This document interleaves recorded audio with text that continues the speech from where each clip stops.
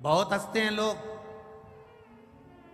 कावड़ यात्रा लेकर जाने वाले कावड़िया जितने होते हैं, गंगा जी का जल लेकर जाने वाले, 2 लोटों में जल भर कर लेकर जाने वाले, शंकर जी को जल चढ़ाने वाले पर, कावड़ियाओं पर दुनिया के लोग हंसेंगे, अपशब्द कहेंगे, ताना देंगे, आड़ा टेढ़ा बोलेंगे। रोज सोशल मीडिया पर देखना तो लोग कावड़ियाओं पर ताना देते मिलेंगे। शंकर जी को जल चढ़ाने से क्या होता है, शिव जी को दूध चढ़ाने से क्या होता है, शंकर जी के ऊपर बेलपत्र चढ़ाने से क्या होता है, शंकर जी को इतना दूध फ्री में ढोले जा रहे हो, इतना दूध शंकर जी पे चढ़ाए जा रहे हो। हमारा तो इतना सा निवेदन है, आप जितने बच्चे पैदा करो उनको दूध पिलाने की दम तुम में रखो। सनातन धर्मी को मालूम है कि दूध कहाँ कहाँ चढ़ाना है, ये उनको ज्ञात होता है। एक एक सनातन धर्म का व्यक्ति जानता है कि दूध किस जगह चढ़ाना है। शंकर को रिझाना है, दूध चढ़ाना है, कांवड़ चढ़ाना है, ये शिव को रिझाने के लिए है। कोई कह दे कि ये व्यक्ति या ये समाज का व्यक्ति या वो समाज का व्यक्ति, शंकर को जल चढ़ाने वाला न ब्राह्मण, न क्षत्रिय, न वैश्य, न शूद्र, ये कोई नहीं होता। शंकर को जल चढ़ाने वाला केवल शंकर का एक उपासक, शिव का भक्त होता है, और कुछ नहीं होता। करोड़ों शिव भक्त, करोड़ों बेटा बेटी, करोड़ों शंकर के भक्त, लाखों शिव भक्त श्रावण के महीने में 2 लोटा जल भगवान शंकर को समर्पित करते हैं। लाखों भक्त, करोड़ों भक्त 2 लोटा जल भगवान शिव को समर्पित करते हैं। अब उन शिव भक्तों से पूछा जाए कि तुमने पिछले वर्ष भी कावड़ भरी थी, तुमने पिछले वर्ष कावड़ भरी थी, उस कावड़ का फल क्या मिला? तुमने पिछले वर्ष 2 लोटा जल चढ़ाया, उस 2 लोटे जल का फल क्या मिला? कोई उनसे पूछे कि शिव पुराण का, शंकर की अविरल भक्ति का फल क्या है?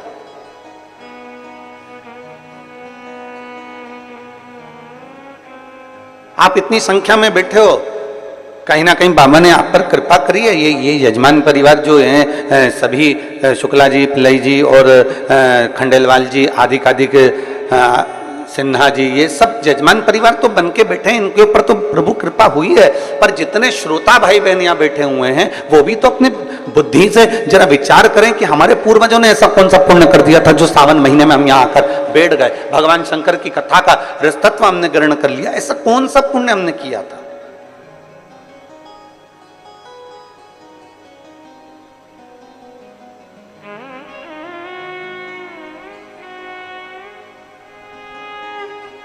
ऐसा पुण्य हमने कौन सा किया है? ऐसा सत्कर्म हमने कौन सा किया? ऐसा भजन हमने कौन सा किया? हमने कल कथा में कहा था कि जितने बैठे हो ना, अपने अपने घर जाके नजर उतरवा लेना कि कहीं ना कहीं हमारे पुण्यता है, हमारे कहीं ना कहीं हमारी प्रबलता है।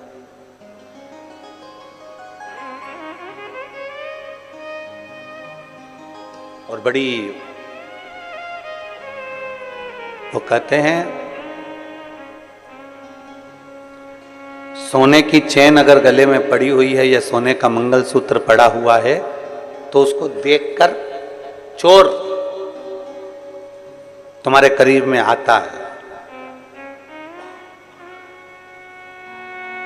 और मान लो सोने की चेन है ही नहीं, सोने का मंगलसूत्र है ही नहीं, रुद्राक्ष धारण कर रखा है या तुलसी की माला पहन रखी है, चोर आएगा बाजू में, उसको मालूम है 5 रुपए की तो बाजार में मिल जाती है, 10 रुपए की तो बाजार में मिल जाती है। जब कोई व्यक्ति मरता है तो मरने वाले व्यक्ति के शरीर पे से सारा सोना रात को ही उतार लिया जाता है, संपूर्ण सोना।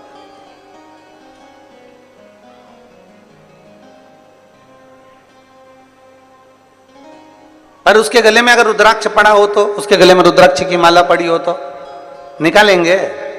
अरे जम के तो बोलो जरा, नहीं निकाल। तुलसी की माला पड़ी है तो कोई निकालेगा? नहीं। क्या कहेंगे?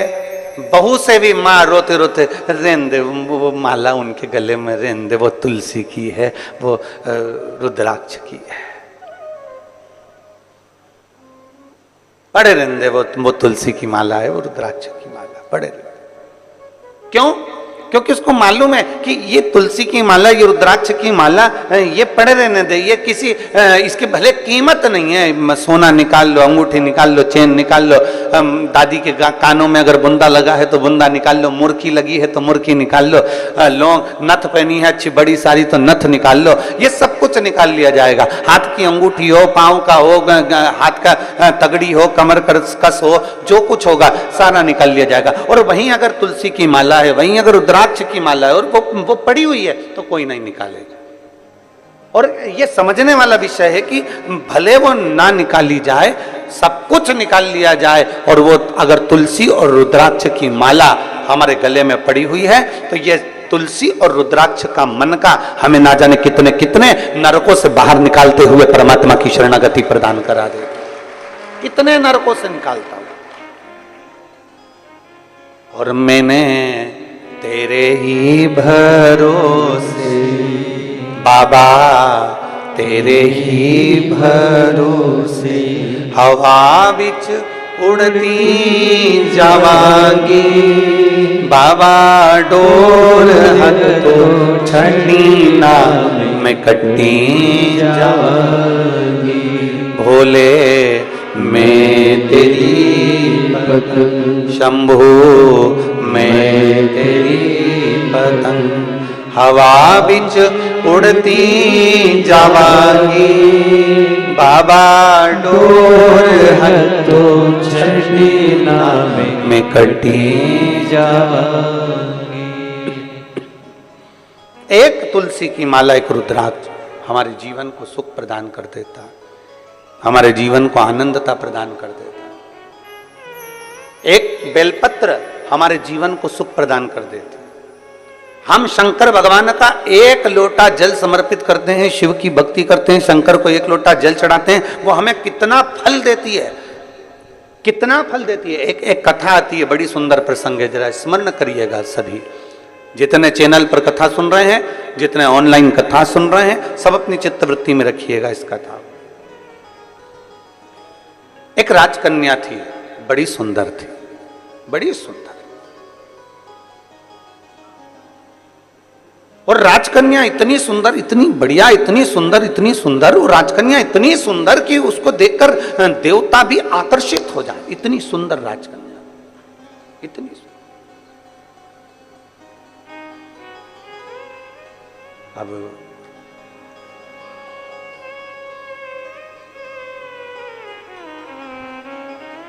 कन्या सुंदर थी, राजा को चिंता लग गई जब कन्या बड़ी हो गई। कन्या बड़ी हुई और चिंता लगी। किसको चिंता नहीं होती?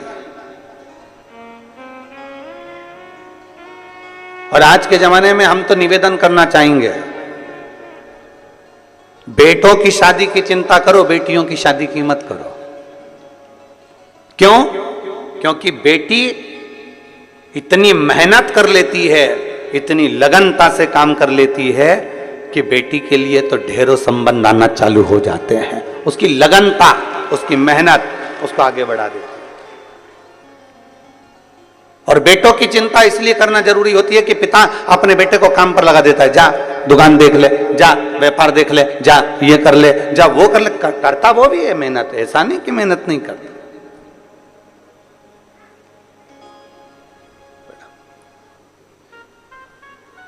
करता वो भी मेहनत है, बिठाओ भी। ऐसा नहीं कि वो मेहनत नहीं करता है, उसके पास में मेहनत करने का कुछ क्रम नहीं होता, वो मेहनत करता है, करता है। पर चिंता हमें बेटी की नहीं, चिंता हमें बेटे की रहे। बेटी अगर लगनता से मेहनत कर रही है, अपने पिता के कार्य के प्रति जागरूक है, अपने पिता के वचन के प्रति जागरूक है और अपने पिता के बोले हुए शब्द के प्रति जागरूक है, तो फिर बेटी की चिंता नहीं रहती, फिर बेटी की चिंता नहीं। शिव पुराण कह रही है, भगवान शंकर का संवाद कर रहा है, भगवान उगड़दानी का संवाद कर रहा है, भगवान शंकर की पावन कथा कर रही है। राजकन्या इतनी सुंदर थी, इतनी सुंदर राजकन्या कि उसको देखकर देवता भी आकर्षित हो जाए। इतनी सुंदरता उस राजकन्या में, इतनी सुंदर। और फिर निवेदन आप सबसे, क्रीम की चमक क्रीम की चमक कुछ दिन की रहती है, और यदि अच्छे कर्म करे हैं तो वो चमक तुम्हारे मरते दम तक रहती है, वो अंतिम समय तक है। बोल बम का नारा है, इतना धीमे बोलोगे तो कल्याण तुम्हारा है। बोल बम का नारा है, सारी समस्या का हल। क्रीम की चमक थोड़े दिन की है, पर अच्छे कर्म की चमक तुम्हारी जिंदगी भर की है, जीवन भर की।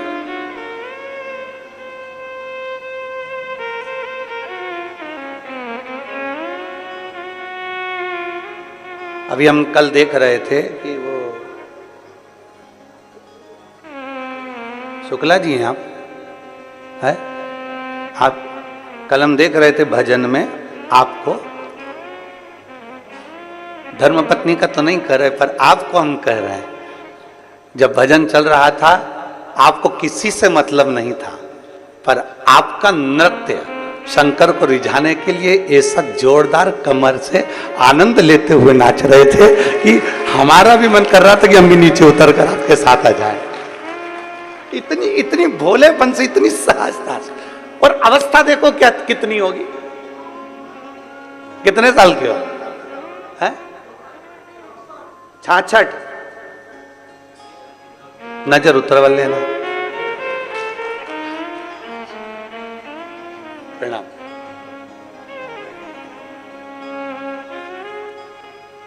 आ जाइए, महाराज जी को लिया 2 मिनट, माला पहना दो।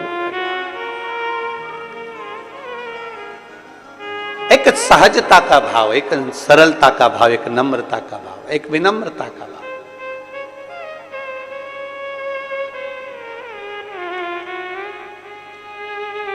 और जब अपने भीतर की सरलता होती है ना, अपने भीतर का जब भोलापन होता है, अपने भीतर की जब सहजता होती है ना, तो शिव पुराण कहती है शंकर भगवान को जितना जल प्रिय नहीं, जितना दूध प्रिय नहीं, जितना पंचामृत प्रिय नहीं, जितना सामग्री बेलपत्र प्रिय नहीं, जितनी कोई वस्तु प्रिय नहीं, शिव जी कहते हैं मुझे सबसे ज्यादा व्यक्ति का भोलापन प्रिय है। शंकर को सहजता प्रिय।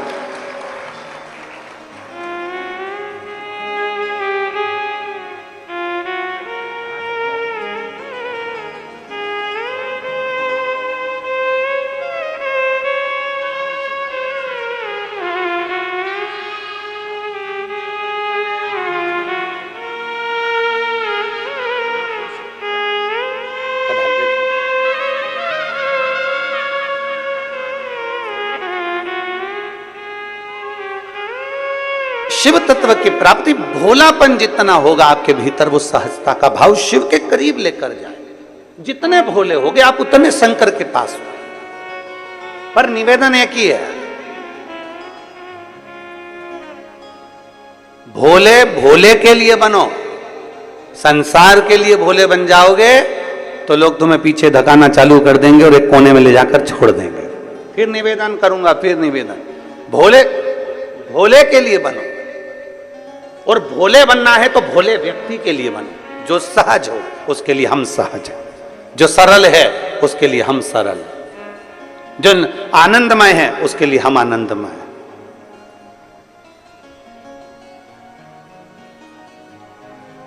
राजकन्या बड़ी सुंदर थी, देवता भी उसको देखकर आकर्षित हो जाए, इतनी सुंदर थी।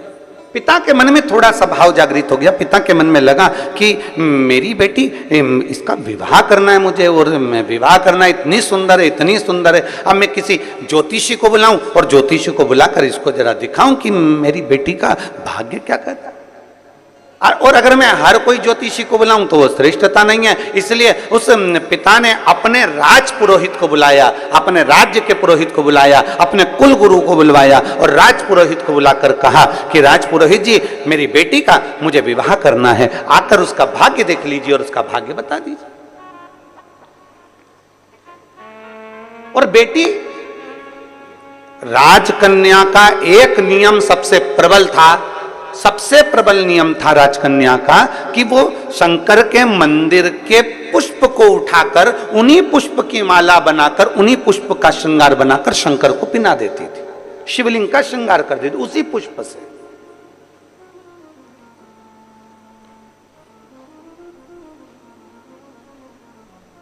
जैसे आजकल तो खैर मंदिर में बेलपत्र मिलना बड़ा कठिन हो गया। आपके राजनांदगांव के मंदिर में मिलता है क्या बेलपत्र? मंदिर में चढ़ा हुआ मिल जाता है क्या? आजकल तो बहुत कठिन हो गया, लोग चढ़ाते हैं और उठा के ले जाते हैं, बहुत मुश्किल हो गया।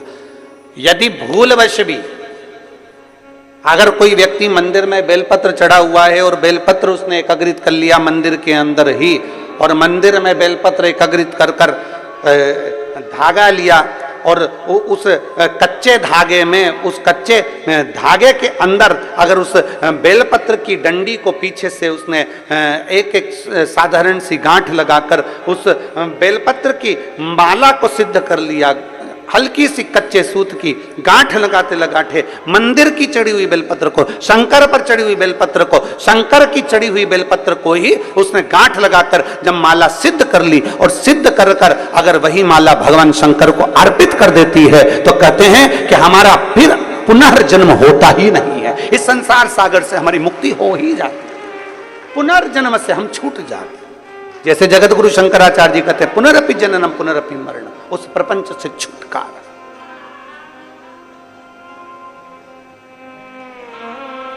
अब कई लोग ऐसे होते हैं कि वो पत्ती में छेद कर देते हैं, नहीं।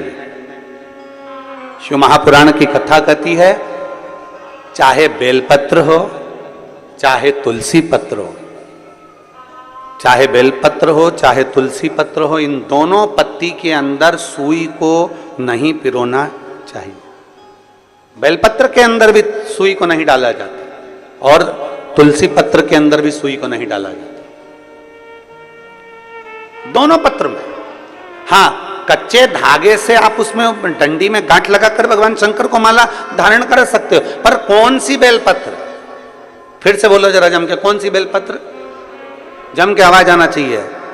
जो शंकर भगवान पर चढ़ी हुई है वही बेल। धोया, माला सिद्ध करी और वही माला मेरे देव अधिदेव महादेव को समर्पित कर दी, वही माला। नमामि शमीशा निर्वाण रूपम विभुम व्यापकं ब्रह्मवेद स्वरूपम। नमामि शमीशा निर्वाण रूपम विभुम व्यापकं ब्रह्मवेद स्वरूपम।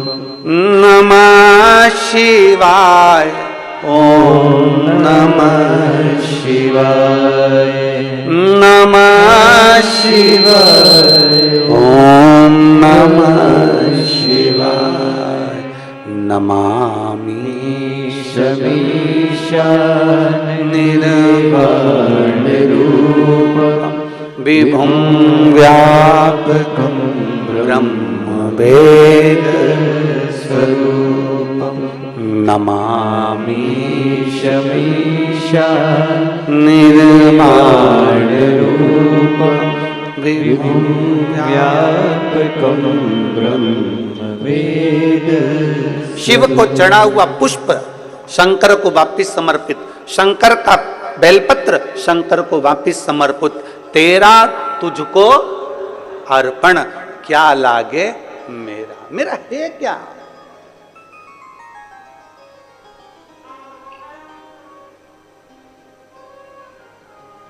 अब एक व्यक्ति पत्र लिखा भिलाई में, उसने एक पत्र में बात लिखी कि गुरुजी आप कहते हो शंकर का चढ़ा फूल चढ़ा दो शंकर जी को, शंकर की चढ़ी बेलपत्र चढ़ा दो शंकर जी को, तो ये तो झूठा हो जाता है, ये तो बेकार हो जाता है। हम उस बच्चे से कहना चाहते हैं, अगर वो कथा सुन रहा होगा ऑनलाइन तो उसके चित्त वृत्ति में यह बात होगी। दुर्ग का वो बेटा है, अगर उसने बात कथा सुन रहा होगा तो उसके स्मरण में होगा कि आप कह रहे हो कि बेलपत्र झूठा हो गया, शंकर भगवान को चढ़ा फूल झूठा हो गया और वापिस शंकर भगवान को दे दिया। तो हम पूछे अच्छा भगवान ने लिया क्या है? दूध, वो भी गाय के बछड़े का झूठा है।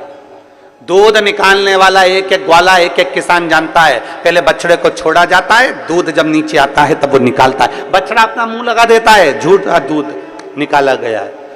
जल मछली ने झूठा करा है, फूल भौरे ने झूठा करा है।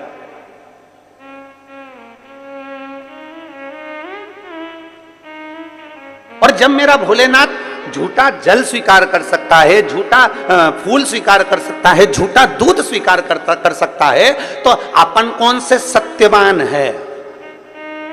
अपन भी तो झूठे हैं। तो जरा विचार करो कि वो झूठा पुष्प, झूठा दूध, झूठा जल स्वीकार कर सकता है, तो मेरा शंकर अपन जैसे झूठे को भी स्वीकार कर सकता है। वो सरल है, सहज है, आनंद है।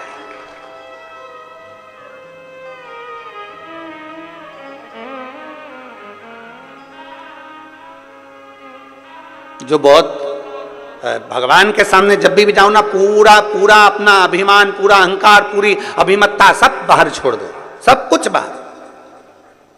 अपनी अभिमत्ता अपन को लेके परमात्मा के पास जाना ही नहीं है। निर्मल होकर जाइए, एकदम सहज होकर जाइए। आप ऑफिसर अपनी जगह पर, आप मिनिस्टर अपनी जगह पर, आप आपका पद, आपका धन, आपकी दौलत अपनी जगह पर शिव के सामने सब शून्य है, शंकर के सामने सब शून्य।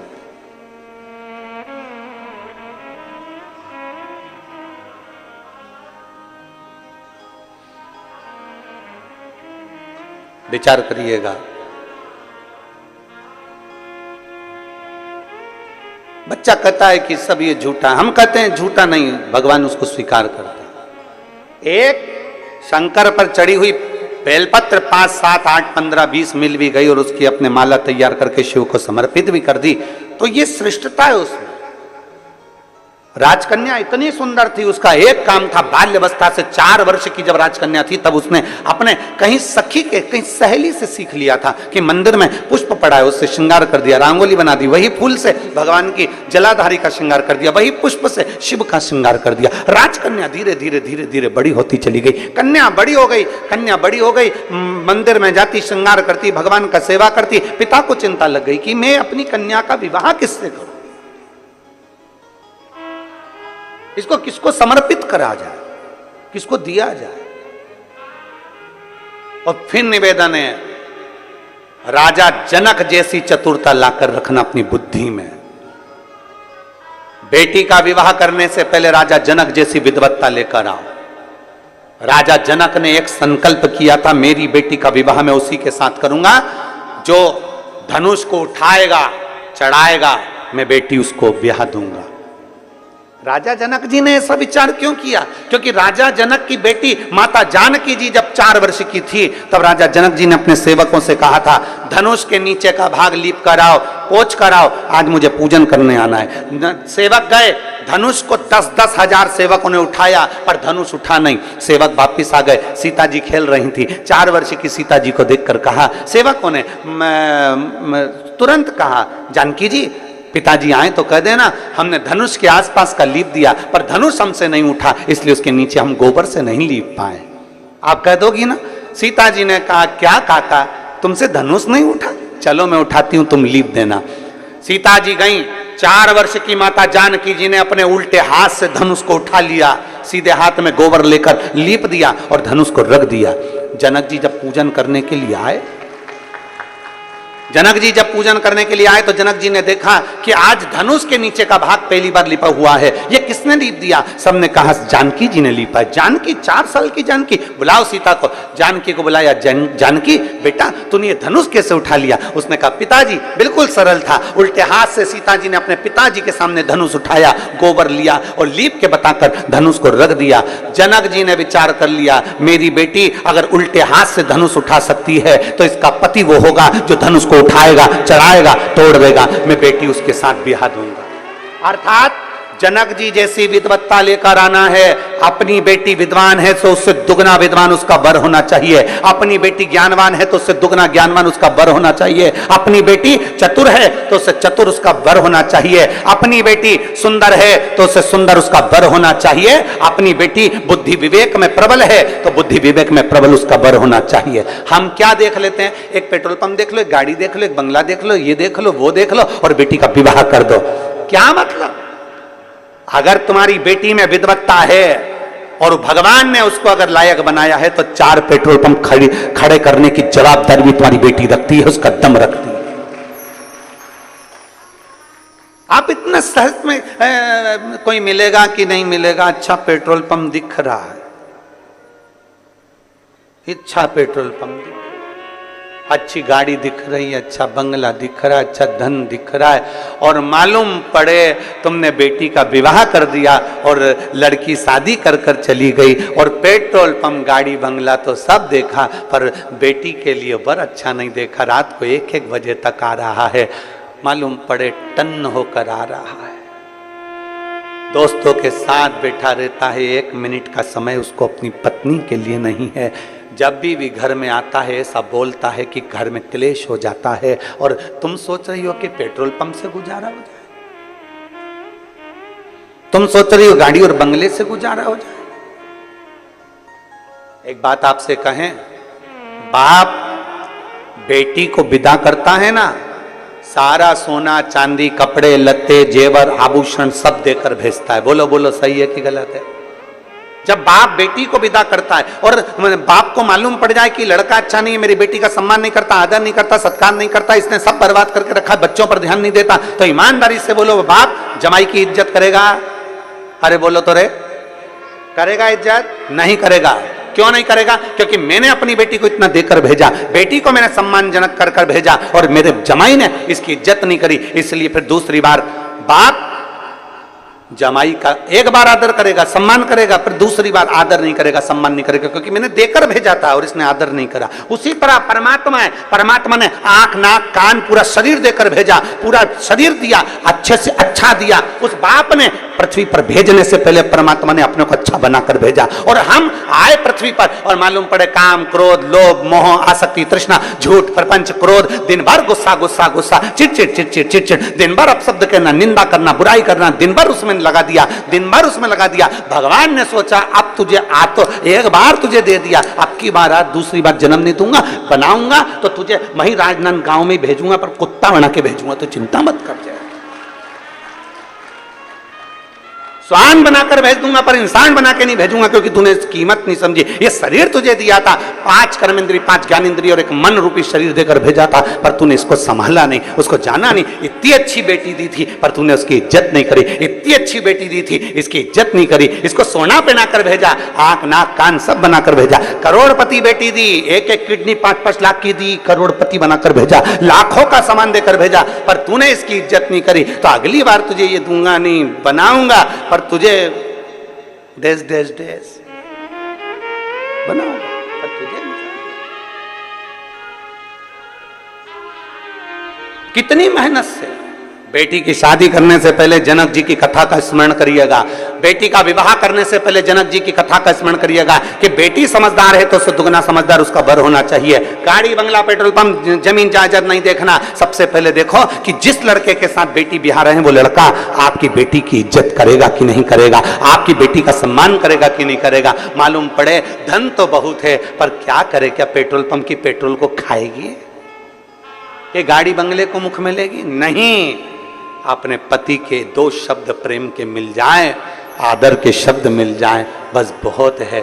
जब दुख की घड़ी आए, जब कहीं बेटी को घर में ताने मिल रहे हो और जगह पर उसका पति एक बार साथ में खड़ा हो जाए, तो बेटी की भी छाती को लगता है कि मेरे साथ कोई है खड़ा होने वाला, कोई है मेरा साथ देने वाला। मालूम पड़े वो तो दोस्त के साथ बैठा है, क्या करे। राजकन्या की शादी करना बड़ी सुंदर है, पर शंकर जी से वो तो स्नेह कर कर बैठी है, शिव जी की पूजन करती है, शंकर भगवान का भजन करती है, शंकर जी की प्रीति रखती है, शिव जी का श्रृंगार करती है, शंकर भगवान का अनुमोदन करती है। अब शंकर भगवान का अनुमोदन कर रही है, शंकर भगवान की प्रीति कर रही है, शिव जी से आराधना कर कर बैठी हुई, तो अब जरा विचार करिएगा। राजपुरोहित को बुलाया गया और राजपुरोहित को बुलाकर कहा गया, राजपुरोहित जी आइए और मेरी बेटी का भाग्य देखकर बताओ कि इसकी किस्मत क्या कहती है। किस्मत क्या कहती है? राजपुरोहित अपने एक नगर में गांव में कहीं गुरुकुल चला रहे थे। राजपुरोहित बच्चों को पढ़ा रहे थे, बच्चों को पढ़ा रहे, गुरुकुल चला रहे हैं। उनके घर में बहुत सारे विद्यालय में बच्चे पढ़ रहे हैं। और राजपुरोहित ने आज बच्चों में से कह दिया कि सुनो, मैं अपने राजा के यहाँ जा रहा हूं क्योंकि राजा ने मुझे बुलाया उसकी बेटी के स्वयंवर के लिए, उसकी बेटी की शादी के लिए मुझे जाना होगा। राजपुरोहित आज अपना राज्य का सारा स्कूल का जो भी कार्य था वो बंद कर कर, विद्यालय का, गुरुकुल का, आश्रम से सीधे राजा के भवन में पहुंच गए। राजा के भवन में बेटी लगी थी शंकर की आराधना में। नमामि निर्वाण रूपम विभुं व्यापकं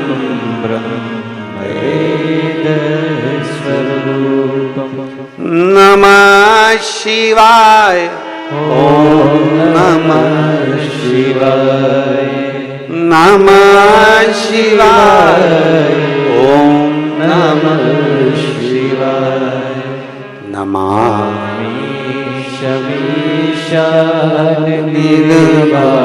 निर्वाणरूपं विभुं व्यापकं ब्रह्मवेदस्वरूपं नमः शिवाय। ओम नमः शिवाय। नमः शिवाय। ओम नमः शिवाय। लगी बेटी भगवान शंकर की आराधना, श्रृंगार बना रही है, शिव के मंदिर को सजा रही है, शंकर के शिवलिंग को सजा रही है, भगवान शंकर का श्रृंगार कर रही है, शिव का श्रृंगार। शिवलिंग पर शंकर भगवान के शिवलिंग में 3 जगह ऐसी है जहां पर पुष्प या इत्र या बेलपत्र या सुगंधित पदार्थ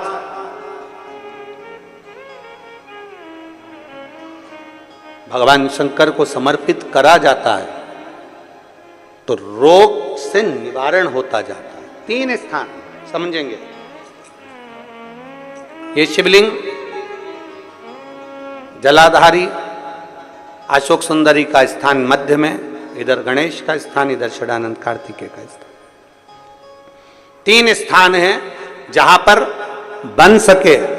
अगर आपको लगता है कि मैं जांच कराने के लिए डॉक्टर के पास जा रही हूं और डॉक्टर ने बोला है कि कोई बड़ी बीमारी तुमको लगती है तो जांच कराने जाओ, डॉक्टर बोले जांच कराओ, जितनी रिपोर्ट आना चाहती है आए, पर उससे पहले अगर 3 जगह पर इत्र समर्पित कर दिया जाए, इत्र हो या सुगंधित कोई पुष्प हो, इत्र या सुगंधित पुष्प, 3 स्थान पर अगर इत्र समर्पित किया जाए तो वो स्थान और इत्र समर्पित कर कर आप जाओ फिर जांच कराओ, मना नहीं, पर वो 3 स्थान बताएगा। पहला स्थान अशोक सुंदरी और भगवान शंकर का जो शिवलिंग रखा है उसके बीच में जो अशोक सुंदरी और शंकर भगवान के शिवलिंग के बीच में एक जगह खाली पड़ी रहती है। अशोक सुंदरी का स्थान पूर्ण होगा, शिवलिंग होगा, उसके बीच में एक स्थान खाली होता है।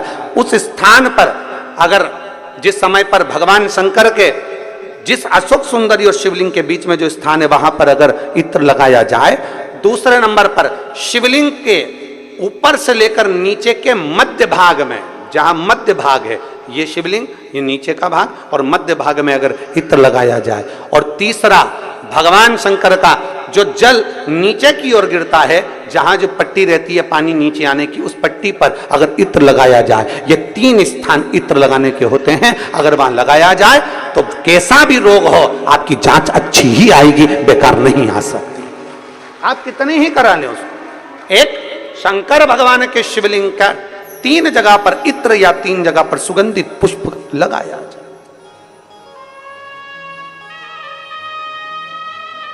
अब जब आप लोग अभिषेक करने बैठते हैं या पूजन करने बैठते हैं या शंकर जी के मंदिर जाते होंगे, कौन कौन जाता है शिवालय? सभी लोग जाते हो? बोलो हर हर महादेव। शिवालय जाते हो तो शिवालय में जाकर जब आप इत्र चढ़ाते हो भगवान पर, यहाँ इत्र लगाया आपने, फिर यहाँ पर भी लगा देते हो, यहाँ पर भी लगा देते हो, यहाँ पर भी लगा देते हो, सब दूर इत्र लगा देते हो। जो समझदार होता है ना वो सभी दूर इत्र लगा देता है। और कई कई ऐसे रहते हैं जरा सा इत्र लिया और रुई में लेके एक जगह पर रख दिया, फूल में लेके एक जगह पर रख दिया, पर पूर्ण जगह पर इत्र लगा दो, बाबा के पूर्ण स्वरूप पर इत्र लगा दो। आपको नहीं मालूम अनायास आपको नहीं मालूम कि 3 जगह कौन सी है, तो आप पूर्ण स्वरूप पे इत्र लगा दीजिए, पूर्ण स्वरूप पे। वेद मंत्र में त्र्यंबकेश्वर का बाबा का मंत्र,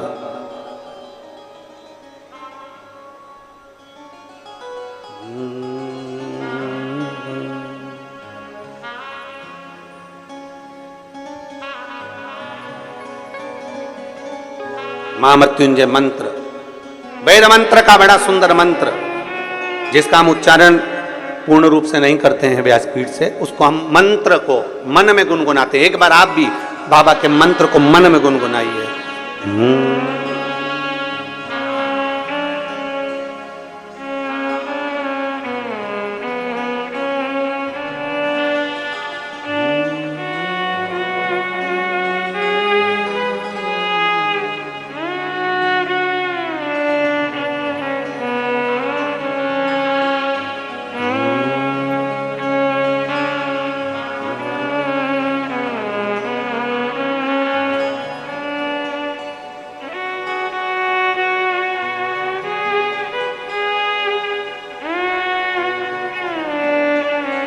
भगवान शिव का त्र्यंबक मंत्र का स्मरण करें, और नहीं कर सकते तो पंचाक्षर करें नमः शिवाय, नहीं कर सकते षडाक्षर करें ओम नमः शिवाय, नहीं कर सकते तो श्री शिवाय नमस्तुभ्यम का स्मरण करें। आपको नहीं ज्ञात 3 जगह का वर्णन, यहां तक शिव कथा कहती है। ये जो कई लोग कहते हैं हमारे कोई बच्चा जन्म से जो होता है ना, और कई बच्चे से जन्म से होते हैं जिनकी बुद्धि विकास नहीं कर पाती है। डॉक्टर कहते हैं ये बच्चा अन्य बच्चे से 2 साल 4 साल 3 साल 6 महीना पीछे चलेगा। अब माँ सोचती है मेरा बेटा 2 साल 4 साल 6 साल पीछे अन्य बच्चों से। हाँ, तब उस जगह पर शंकर भगवान के शिवलिंग, अशोक सुंदरी की जगह और मध्य का जो खाली स्थान है, मध्य का जो स्थान बचा हुआ है, वो स्थान, कई बार लोग कहते हैं गुरुजी ये पार्वती जी है, ये शिवलिंग है, ऊपर जो जलाधारी में से जल बह रहा है, शंकर जी की 5 लड़कियां हैं, जया, विषहरा, शामली बारी, दौतली देव, ये अशोक सुंदरी, ये गणेश कार्तिकेय का स्थान। जो बीच में अशोक सुंदरी और शिवलिंग के बीच में जगह है, वो स्थान किसका है? शिव पुराण में इसका लिंग पुराण के अंतर वर्णन आता है कि वो स्थान भगवान शंकर की जो जितनी सती, उमा, कात्यायनी, कुष्मांडा, स्कंदा, जितनी महागौरी, जितनी माताएं पूर्व में रही हैं, इन माताओं का स्थान शंकर ने यहाँ रखा है। और वो स्थान ऐसी जगह है, अगर कोई बच्चा कितना भी पीछे है, डॉक्टर कह दिया इसको कि ये अन्य बच्चों से 2 साल पीछे, अन्य बच्चों से 4 साल, इसका विवेक काम नहीं कर रहा। एक छोटी सी बेलपत्र, एक छोटी सी बेलपत्र, छोटी सी बेलपत्र लीजिए, छोटी सी, और उस छोटी सी बेलपत्र को, छोटी सी बेलपत्र को उस स्थान पर अशोक सुंदरी की ओर डंडी कर उस स्थान पर छोटी सी बेलपत्र को रखिए, और 3 बार उसी स्थान पर जल समर्पित कर वही बेलपत्र बेटे को लाकर बच्चे को, वो खाए ना तो पीस कर कैसे भी उस बच्चे को धीरे धीरे देना चालू करिए। आप खुद अंतर देखेंगे कि 3 महीने 4 महीने में उसके विवेक में, उसकी बुद्धि में अंतर आया कि नहीं। वो स्थान की मूलता, वो स्थान की मूलता। और शंभु शरणे पड़ी मांगू घड़ी रे, दुख काटो दया करी दर्शन आपो। शंभु शरणे मांगू घड़ी रे, दुख काटो दया करी दर्शन आपो। वो राजकुमारी का नियम, भगवान शंकर की आराधना, भगवान शिव की भक्ति करना, भगवान शंकर की आराधना करना, भगवान शिव की भक्ति करना। राजपुरोहित आ गए, राजपुरोहित आए, राजभवन में प्रवेश किया।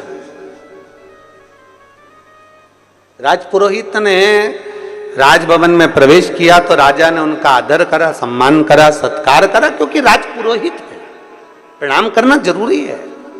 कोई विद्वत जन आए, कोई संत साधु आए, कोई गुरुजन आए, कोई महात्मा आए, कोई संत आए, ये आपके और हमारे भी मन में होना चाहिए कि हम उसको नमन करें, प्रणाम करें, उसका सत्कार करें, प्रणाम करें। और केवल इनसे ही मतलब नहीं, घर का बुजुर्ग भी आए, घर का बड़ा भी आए, माता पिता भी आए, कोई बुजुर्ग आ गया तो उसका भी आदर, उसका आदर और सत्कार।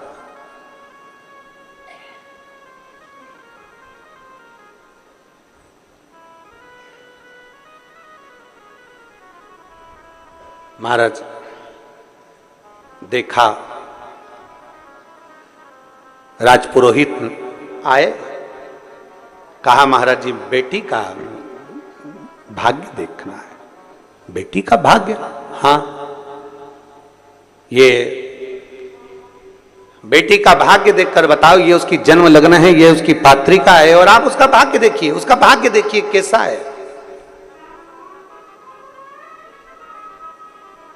राजपुरोहित ने विचार करा कि मैं भाग्य देख रहा हूं, पत्रिका देख रहा हूं, बेटी का भाग्य देख रहा हूं, पर भाग्य बड़ा प्रबल है इसका, बहुत प्रबल,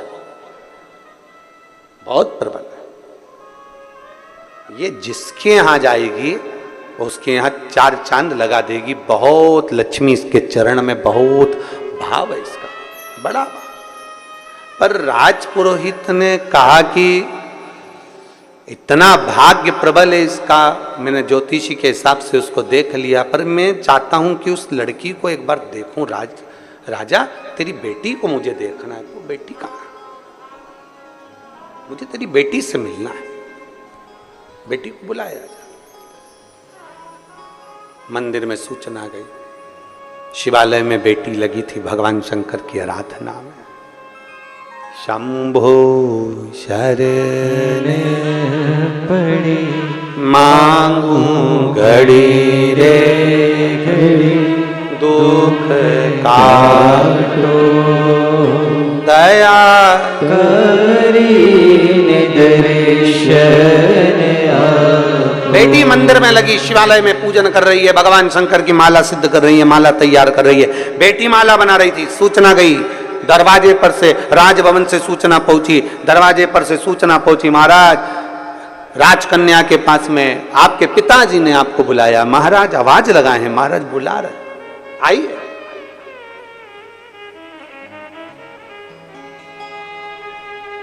बेटी ने आवाज लगाकर कहा, पिताजी से कह दो जब तक माला सिद्ध नहीं हो जाती तब तक मैं नहीं आती।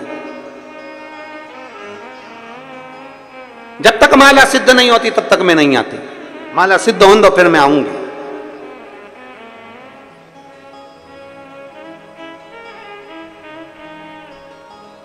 देवाधिदेव महादेव का श्रृंगार कर रही है, माला सिद्ध कर रही है। फिर निवेदन मेरी जीजियों से, मेरे जीजाओं से, मेरी बेटियों से, मेरे बेटाओं से, मेरी माताओं से, फिर निवेदन राष्ट्र के सारे श्रोता भाई बहनों से निवेदन है, शंकर के मंदिर जाने का तुम्हारा नियम है ना, कितना भी काम पड़ा रहे, शंकर के मंदिर जाने के नियम को तोड़ना मत, जाते रहो, उसके दरवाजे पर पहुंचते रहो। शिव मंदिर जाने के नियम को प्रबल कर लो, पक्का करो एक नियम। जब तुम्हारा नियम पक्का हो जाएगा तो अपने आप सब कार्य हो जाएगा। क्या नियम हमारे कार्य को प्रबल बना सकता? क्यों नहीं बना सकता। एक व्यक्ति ने सुन लिया कि कोई नियम लेना चाहिए, एक गुरुजी ने कह दिया नियम ले, कोई सा भी नियम ले पर ले, तो उस व्यक्ति ने नियम ले लिया कि मेरे पास में कुमार रहता है, मैं सुबह से कुमार का मुंह देखूंगा। घड़ा बनाने वाला कुमार, मिट्टी के बर्तन बनाने वाला कुमार, उसका मैं मुंह देखूंगा। नियम ले कोई सा भी, उसने नियम ले लिया, जब तक मिट्टी के बर्तन बनाने वाले कुमार का, मेरे पड़ोसी का मुंह नहीं देख लूं तब तक मैं खाना नहीं खाऊंगा। नियम लिया। अब रोज नियम से कुमार का मुंह देखता। एक दिन 8 महीने 15 महीने निकल गया, 8-15 महीने निकलने के बाद 1 साल पूरा निकल गया। कुमार का मुंह देखते देखते देखते मुख निकलने समय निकल गया। एक दिन कुमार कहीं चले गया और वो दिखा ही नहीं, 2 बार 3 बार देखा, दिखा ही नहीं। मैं रोटी कैसे खाऊं, भूख लग रही इसको। इसने कुमार के घर गया, उसकी पत्नी से पूछा क्यों तुम्हारा पति कहाँ गया? तो कहे वो मिट्टी लेने गए हैं बर्तन बनाने के लिए। कहाँ गए? वो दूसरे गांव में। वो ढूंढता ढूंढता उस गांव में चले गया। आज कुमार का भाग्य ऐसा था कि वो मिट्टी खोद रहा था, उसमें उसको सोने का हंडा निकल गया था। और ये पहुंच गया इतने में। जैसे ही पहुंचा, इसने सोने का अंडा नहीं देखा, इसने तो बस कुमार को देखा, और कुमार को देखते से बोला देख लिया देख लिया देख लिया। कुमार को लगा सोने का अंडा मिला, इसने अंडे को देख लिया। कुमार अंडा लेके उसके पीछे पीछे भागा। भैया भैया तेरे से निवेदन है, किसी से मत कहना। कि क्या नहीं कहना? बस जो मिला है अपन दोनों आधा आधा बांट लेंगे, पर किसी से मत कहना। अपन दोनों आधा आधा बांट लेंगे, पर किसी से मत कहना। उस व्यक्ति ने पूछा किसका नहीं कहना, क्या नहीं कहना? कि मुझे जो सोने का अंडा मिला है उसका मत बोलना, आधा तेरा आधा मेरा, दोनों ने बांट लिया। उस व्यक्ति ने कुम्हार के हाथ जोड़कर कहा भैया मैंने तो एक नियम लिया था, वो नियम था तेरे मुंह देखने का। उस समय भी मैंने अंडा नहीं देखा था, पर तेरा मुंह देखने का नियम मुझे इतना फल जाएगा कि आधा सोना मिल जाएगा। इससे बढ़कर सुख और क्या चाहिए? एक नियम प्रबल कर लो, बड़ा बड़ा प्रबल नियम। रोज मंदिर जाऊंगी, झाड़ू लगाऊंगी, पोछा लगाऊंगी, मंदिर में बाबा का श्रृंगार करूंगी, बाबा को चंदन लगाऊंगी, बाबा को इत्र लगाऊंगी। कुछ नियम अपनी जिंदगी में धारण करें।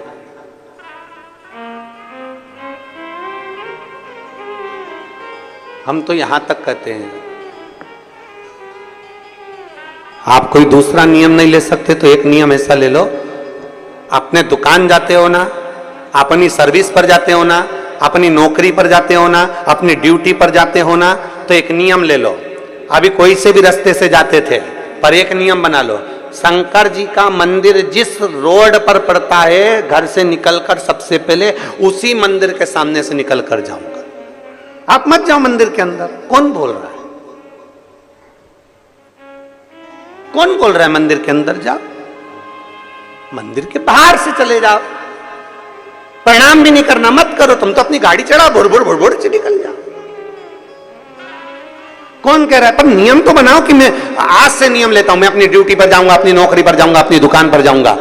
शंकर जी के मंदिर, अभी तक दूसरे रास्ते से जाता था, मेरे नजदीक में जो शंकर का मंदिर उसके सामने से जाऊंगा। मत प्रणाम करो, मत देखो शिखर को, मत प्रणाम करो, मत जल चढ़ाओ, उसके सामने से तो निकल जाओ।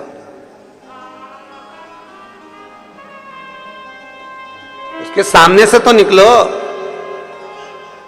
आइसक्रीम वाला देखा है? आते राजनांदगांव में आइसक्रीम बेचने वाले वो बजाते हैं, और डमरू उसके पास रहता है, लंबा डंडा वाला, बजाते हैं। कोई जरूरी है? उसका काम है डमरू बजाना, और चिल्लाता आइसक्रीम आइसक्रीम। और अंदर जो बच्चे होते हैं ना, दादी दादी दादी, एक दिन धर के, सर्दी हो रही ना, चुप बैठ, खांसी हो रही ना, नहीं अभी मौसम अच्छा नहीं है, तो नहीं खाएगा, नहीं पिएगा। अब पर आइसक्रीम वाले का नियम है, तुम खाओ चाहे मत खाओ, आओ चाहे मत आओ, आइसक्रीम ले चाहे मत लो, पर उसका नियम है डमरू बजा का आइसक्रीम। और अंदर जो बच्चे हैं उनके हृदय में उत्पात हो रहा है। मेरे को दादी, वो रोज आता है, रोज आवाज लगाता है। दादी ने उसको समझा भी दिया आइसक्रीम वाले को, हे भैया मेरे दरवाजे पर आके डमरू क्यों बजाता है? आइसक्रीम वाला बोला रोड तुम्हारी है क्या? आवाज मेरी, रोड मेरी, मेरी मर्जी, मैं कुछ भी करूं। आइसक्रीम वाला आवाज लगा रहा है। अंदर बैठे बच्चे, एक दिन मां संभालेगी, 2 दिन संभालेगी, 3 दिन संभालेगी, 4 दिन संभालेगी, 5 दिन संभालेगी। दादी गई भजन में और बच्चे गए ताई जी के पास। बड़ी मम्मी, ताई जी क्या हुआ? आइसक्रीम वाला आया है, mummy please please, mummy please, सर्दी हो रही ना। दादी ने मना करता, नहीं तू प्लीज प्लीज, और पकड़ कर और आइसक्रीम फिर बड़ी माँ ने दिलाई दी, चाची ने दिलाई दी, कि उसको खाने को मिल गई। 1 महीना, 15 दिन, 20 दिन तुम रोकते रहे, पर एक दिन तो मौका लग गया और बच्चा बाहर आया और आइसक्रीम खा ही लिया। उसी तरह तुम भी जाते रहो, जाते रहो, जाते रहो, मत देखो, मत देखो, मत दर्शन करो, तुम तो जाओ जाओ जाओ। एक दिन तो मेरा भोलेनाथ भी सोचेगा ऐसा कहां का आया है रे, मेरी साइड ही नहीं देखता, अब तुझे दिखा के रहूंगा, तो रुक। और एक दिन मेरा भोलेनाथ मंदिर से बाहर निकलकर जोर की धारा कर कर बुलाएगा, तेरा कल्याण। नियम तो बनाओ। तुम नियम ही नहीं बनाओ और सोचो भगवान मिल जाए। नियम बनाना पड़ेगा, उसके दरवाजे के सामने से निकलना।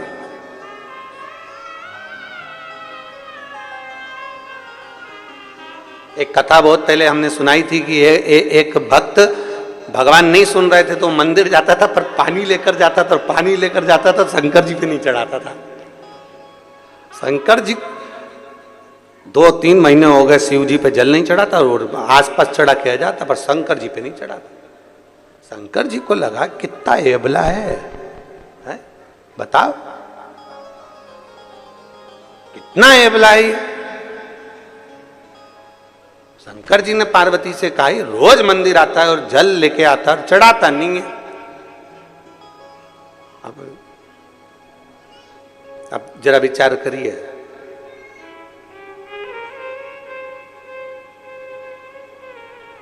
तुम चाहते हो वो जल चढ़ाए, जब लेकर आया है तो चढ़ा, पर नहीं चढ़ा, वो भी अबला था, नहीं चढ़ा रहा। पार्वती जी से कहा पार्वती ये मेरे मंदिर में आता है, शिवालय में आता है और जल नहीं चढ़ाता। तो पार्वती जी बोली क्या हुआ नहीं चढ़ाता? तो इतने सारे भी तो चढ़ाते, मत चढ़ा। तो नहीं चढ़ाए तो कौन सी दिक्कत वाली बात है, नहीं चढ़ा मत।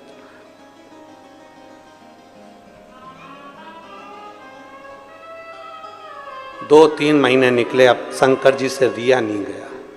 एक दिन शंकर जी उसके पीछे पीछे उसके घर तक चले गए और एक बच्चे का रूप रखकर उसका हाथ पकड़कर बोले काका तू मंदिर में सब दूर जल चढ़ाता है और मुझे जल नहीं चढ़ाता, शिव को जल नहीं चढ़ाता, क्यों? काका ने कहा शंकर हमारी नहीं सुनता इसलिए नहीं चढ़ाते। उसी समय शिव जी प्रकट होकर बोले कल से सुनूंगा, पर तू अभी चल के जल चढ़ा, अभी चल जल चढ़ा। भोला है मेरा शिव, अड़भंगा है मेरा शिव। और शीश गंगा की धार, गले सर्पों का महादेव, भोले कैसे करूं तेरी सेवा, तेरी सेवा में जल ले आई, उसे मछली बिछूटा कराई, जल कैसे चढ़ाऊं भोले कैसे रिझाऊं महादेवा, भोले कैसे करूं तेरी सेवा। शीश गंगा की धार, गले सर्पों का हार, महादेवा भोले कैसे करूं तेरी सेवा। कैसे करें हम सेवा? कैसे करी जाए? हम कैसे प्रार्थना करें, कैसे निवेदन करें? एक नियम अपने भीतर बनाइए, उस नियम को अपने भीतर बनाओगे तो शिव प्रसन्न हो। एक बेलपत्र का, एक लोटे जल का, पूरा विश्व एक लोटे जल का नियम बनाया है। पिछले वर्ष कई करोड़ लोगों ने शिव भगवान शंकर का पार्थिव पूजन किया था और इस साल उससे बढ़कर लोगों ने पार्थिव पूजन किया। मतलब ये अंदाजा है कि लोग एक लोटा जल शिव जी के मंदिर में चढ़ाते हैं तो उनका नियम पक्का होते चले जा रहा है। जब हम कोई नियम बना लेते हैं तो मेरे महादेव को तुम्हारा भंडार भरने के लिए आना ही पड़ता है। नियम बना है ना, एक पत्र आया है,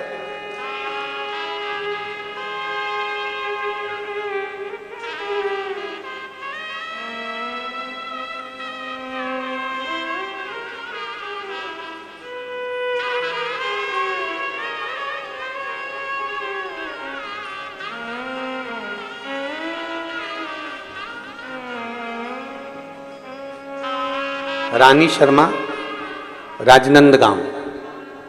कहीं बैठी हैं रानी शर्मा? तो हाथ हिलाइएगा। आप ही हैं? हाथ हिला दो एक बार ऐसा। श्री शिवाय नमस्तुभ्यम। आइए एक बेलपत्र लेकर चलिए। मैं रानी शर्मा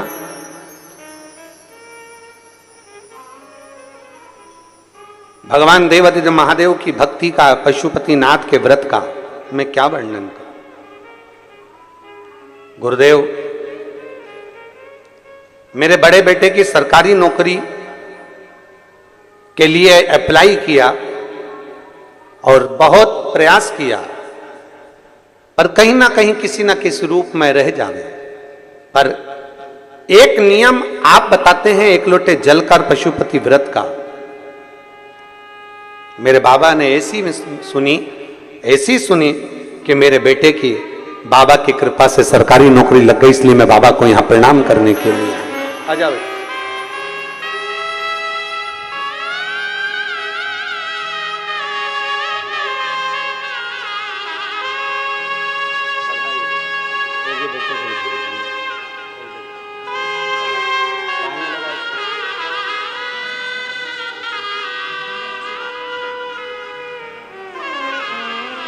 बेटा बाबा की कृपा से शिक्षक बन गया, उसके लिए जोरदार ताली बजाएं।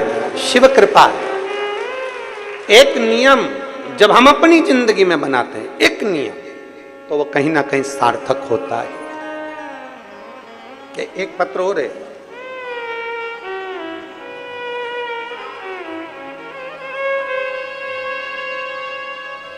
मेरा नाम तुलसी नेभानी है, मैं रायपुर से आई हूं।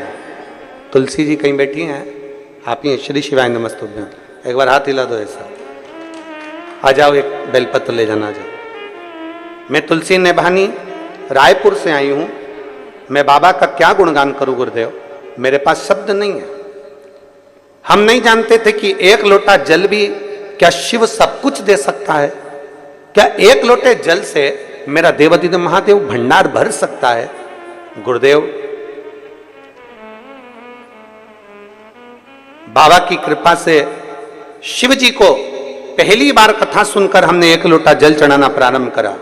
केवल एक ही नियम लिया हमने, हमारे पास कोई दूसरा नियम नहीं है। शंकर के मंदिर जाना, जल चढ़ाना और टीवी के सामने बैठकर आपकी शिव महापुराण की कथा को सुनना। ऐसी कोई कथा नहीं जो आपकी नहीं सुनी हो। टीवी के सामने आसन लगा के बैठती हूँ और कथा सुनती हूँ। बाबा से बस एक प्रार्थना करती थी, बाबा मेरी पूरी जिंदगी किराए के मकान में निकल गई, मेरा पूरा जीवन, मेरी अवस्था पूरी किराए के मकान में निकल गई, क्या मैं मेरी पूरी अंतिम अवस्था तक भी क्या किराए के मकान में रहूंगी? मेरे भोलेनाथ ऐसी कृपा कर दे कि मेरा खुद का मकान बन जाए। बाबा से बस यही प्रार्थना करती थी और बाबा ने ऐसी करुणा कर दी गुरुदेव कि ऐसा काम धंधा चलाया कि बाबा की कृपा से आज मेरा 2 मंजिल का मकान मेरे बाबा ने मुझे बना कर दिया। मैं बाबा को धन्यवाद देती हूँ। आ जाओ। शिव तत्व की प्राप्ति, एक नियम हमारे भीतर हम बनाएं, जिस नियम को हम बनाएंगे वो नियम हमारा पूर्ण होता ही है। जिस नियम को हम बनाएं,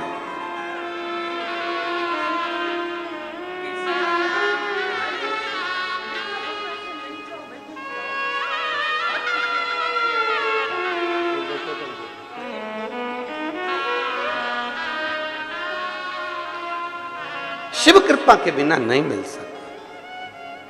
और तेरी कृपा बिना न हिले एक वीणु, लेते हैं श्वास तेरी कृपा से तनु तनु।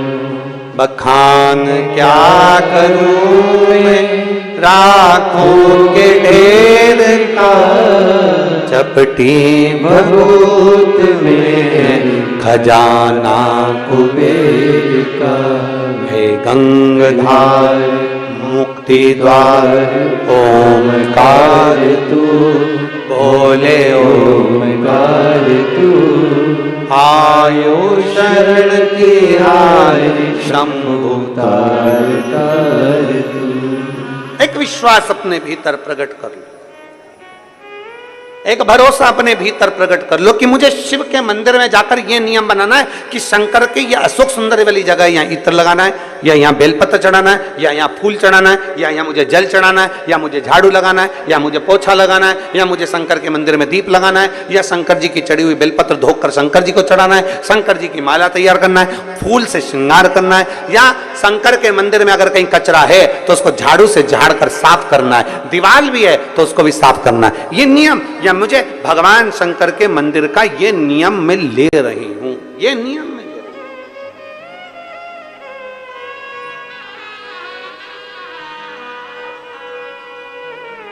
बेटी ने आवाज लगाया, पिताजी से कह दो मैं माला सिद्ध कर कर आती हूं। राजकुमारी ने आवाज लगा दी, कह दो पिताजी से मैं माला सिद्ध कर कर आती हूं। एक नियम पक्का होना चाहिए, मतलब मंदिर जाना है जाना है, घर में 50 काम है, मैं आती हूं, अब भी आई 2 मिनट के अंदर गई, जल चढ़ाया। मत रुको मंदिर में, कौन कहता है मंदिर में रुको? मंदिर में रुकने का बोलता कौन है? हम तो कभी नहीं कहते कि मंदिर में बहुत घंटों तक बैठो, काय को बैठो। राम जी के मंदिर में बैठने की जगह होती है, देवी जी के मंदिर में बैठने की जगह होती है, नारायण के मंदिर में बैठने की जगह होती है, सारे मंदिरों में बैठने की जगह होती है, पर शंकर जी के मंदिर में बैठने की जगह नहीं होती। जो आता है पानी ढोल कर जाता है, इतना पानी ढोल जाता है कि साड़ी भी ऊंची कर कर जल चढ़ाना पड़ता है। तो भगवान शंकर कहते हैं मेरे मंदिर में आके बैठो मत, फालतू बर्बाद टाइम क्यों करते, चलो अपने घर जाओ, जल चढ़ाओ जाओ, काय को फालतू का समय बर्बाद कर रहे हो, चलो निकलो यहां से बाहर जाओ, चलो।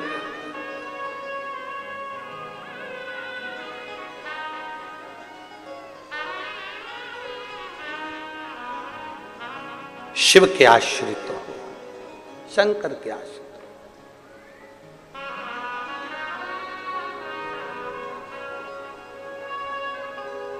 हो। और भगवान देवाधिदेव महादेव का चरित्र कहता है, भगवान शंकर का पावन चरित्र कह रहा है, भगवान शिव का पावन चरित्र। अपने स्थान पर बैठकर भगवान शिव जी से अपने मन की बात बड़े भाव के साथ दिल से बाबा को निवेदन करेंगे, बाबा से प्रार्थना करेंगे, बाबा से अपने मन की बात बड़े भाव के साथ दिल से करेंगे, बाबा से पुकारेंगे, बाबा को प्रार्थना करेंगे, बाबा से कहिए भगवान देवाधिदेव महादेव, भगवान शिव, भगवान देवाधिदेव महादेव से अपने मन की बात बाबा से प्रार्थना करिए, बाबा से निवेदन करिए। जहां जगह मिले वहां आनंद करते हुए अपने अपने स्थान पर बैठकर भगवान शिव को श्रावण के इस पवित्र महीने में 72 वर्ष के बाद ऐसा सावन, 72 वर्ष के बाद ऐसा सावन, और उसमें भी शिव महापुराण की कथा और भगवान शिव से अपने मन की बात बड़े भगवान शिव से अपने मन की बात भाव के साथ दिल से प्रार्थना करें।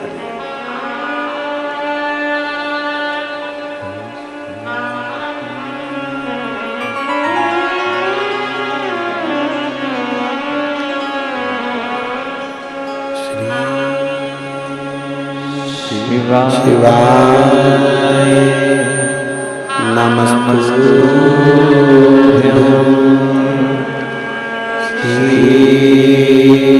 शिवाय नमस्तुभ्यं श्री शिवाय नमस्तुभ्यं श्री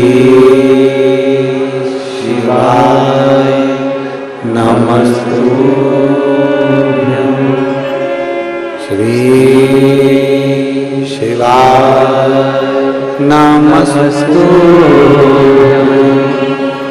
भोला सब दुख काटो ओ भोला सब दुख काटो शिव शंकर जपो तेरी माला भोले बाबा जपो तेरी माला भोला सब दुख काटो ओ भोला सब दुख काटो वेश है मंगलकारी वेश है मंगलकारी शमशान वासी हमारा शमशान वासी हमारा ओ भोला सब दुख काटो ओ भोला सब दुख का भगवान शिव की कथा कर रही है, भगवान शंकर का संवाद कर रहा है, शिव तत्व कर रहा है, भगवान शंकर का अनुमोदन कर रहा है, शिव महापुराण की कथा वर्णन कर रही है। राजकन्या ने कह दिया कि पिता से कह दो कि मैं आती हूं, अभी मेरी माला पूर्ण तरह से तैयार हो जाए, शिव का श्रृंगार कर दूं, तब मैं पहुंच जाऊं। शिव की सेवा छोड़ना नहीं चाहिए।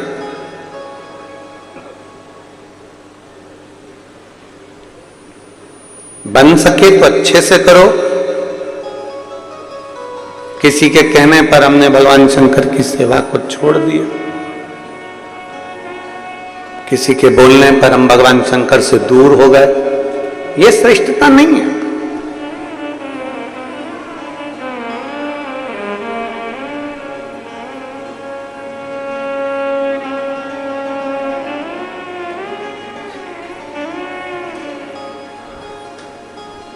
साड़ी खरीदने के लिए दुकान पर जाते हो आप लोग?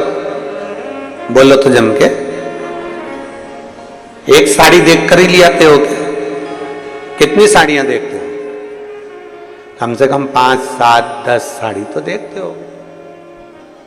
और मेरे जीजा उन भी कपड़े खरीदने जाते हैं तो 10 तरह का जीन्स देखते हैं, टी शर्ट देखते हैं, कपड़ा देखते हैं कि भाई ये जो अच्छा लगेगा वही तो लेंगे। बच्चों के लिए कपड़े खरीदने जाते हैं तो 10 तरह का कपड़ा देखते हैं, जो अच्छा लगता है वही तो लेते हैं। अब जरा विचार करिएगा,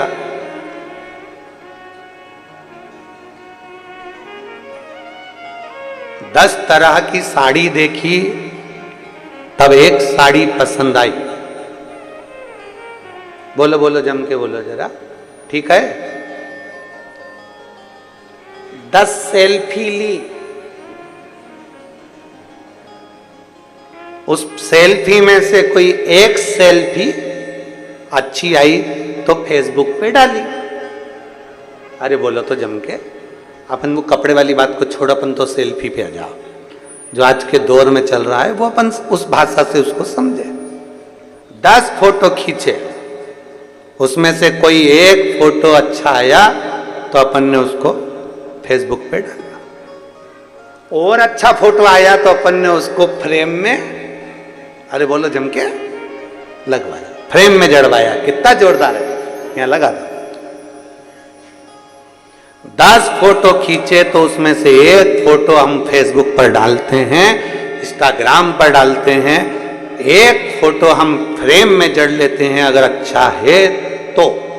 10 में से एक अच्छा निकला तो हमने उसको फ्रेम में जड़ा, फेसबुक पे डाला, आपको अच्छा लगा। 10 में से एक फोटो अच्छा लगा तो फ्रेम में जड़ा गया, फ्रेम में लगाया गया।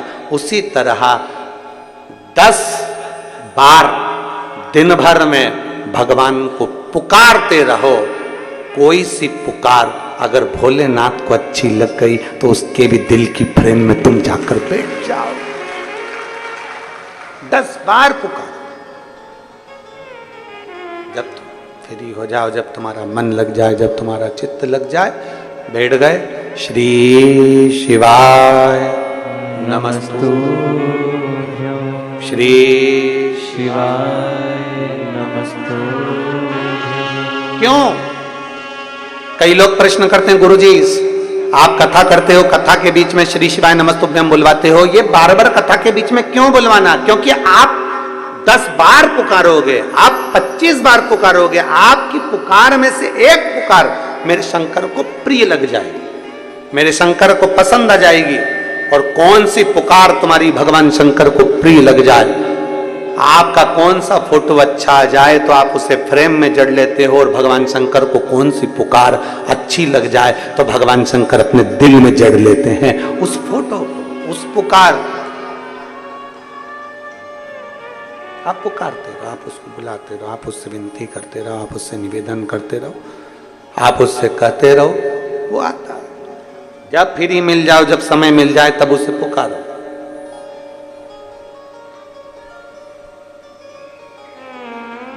कोई सी पुकार तो सुनेगा, कोई पुकार तो उसको स्वीकार करना पड़ेगी। आप बार बार बुलाएंगे, बार बार बुलाएंगे तो कोई तो स्वीकार करेगा। आप उसको पुकारते रहो, वो आएगा। तेरे मंदिर में आना मेरा काम है और मेरी बिगड़ी बनाना तेरा काम। तेरी चौखट पर मैं आई ही गया, मुझे दर्शन दिखाना तेरा काम। आप पुकारते रहो। कोई एक नियम के अनुसार हम बार बार उसको पुकारे, बार बार आएगा। श्री शिवा नमस्तु, श्री शिवा नमस्तु,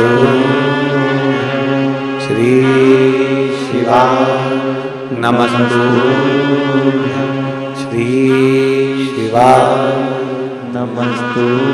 पुकारते रहे। राजकन्या ने कह दिया, पिताजी से जाकर कह दो कि मैं अभी भगवान शंकर की विरल भक्ति में लगी हूं। मेरा श्रृंगार पूरा होगा, मैं पहुंच जाऊंगी।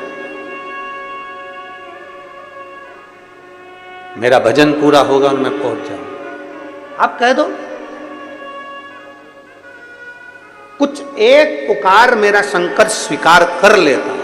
पुकारोगे बार बार तो सुनेगा।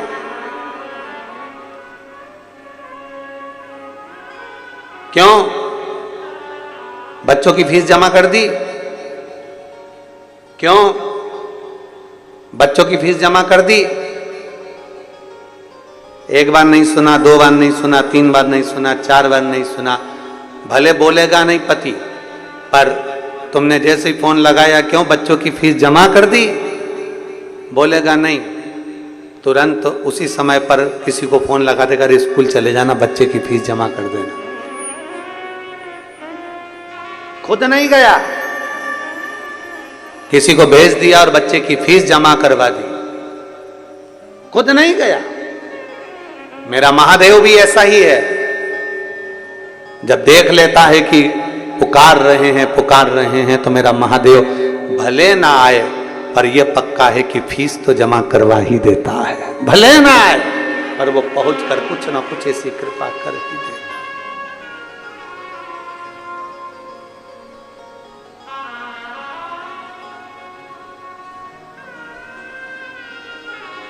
और मैंने तेरे ही भरोसे बाबा, तेरे ही भरोसे हवा में उड़ती जवानी बाबा, डोर हथों छड़ी ना मैं कटी जाऊंगी। भोले मैं तेरी भक्त, शंभू मैं तेरी भक्त। पिताजी से कह दो मैं आती हूं। बेटी राजकन्या ने भगवान शंकर का श्रृंगार करा। राजपुरोहित पत्रिका देखकर समझ गई कि इसका भाग्य प्रबल है, एक बार लड़की को देख लूं वो कैसी है, उससे मिल लूं। राजपुरोहित ने इंतजार किया।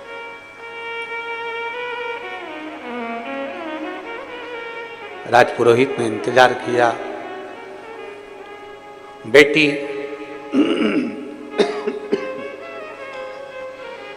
अपनी सहेली के साथ में दौड़ कर आई।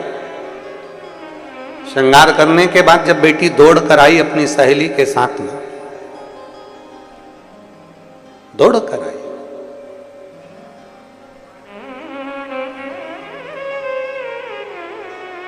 पिताजी को हाथ जोड़कर नमन किया, दोनों हाथ उठाकर हर हर महादेव किया। कुल गुरु पुरोहित को बुलाकर कहा कि देखिए ये मेरी बेटी है, ये मेरी बेटी है। अब आप इसका भाग्य बता दीजिए, इसका भाग्य क्या कहता है। इतनी सुंदर बेटी, इतनी सुंदर बेटी, इतनी सुंदर बेटी, राजपुरोहित की बुद्धि देवर्षि नारद जैसी हो गई। देवर्षि नारद जैसी। नारद जी को बुलाया था, राजा ने अपने नगर में और बुलाकर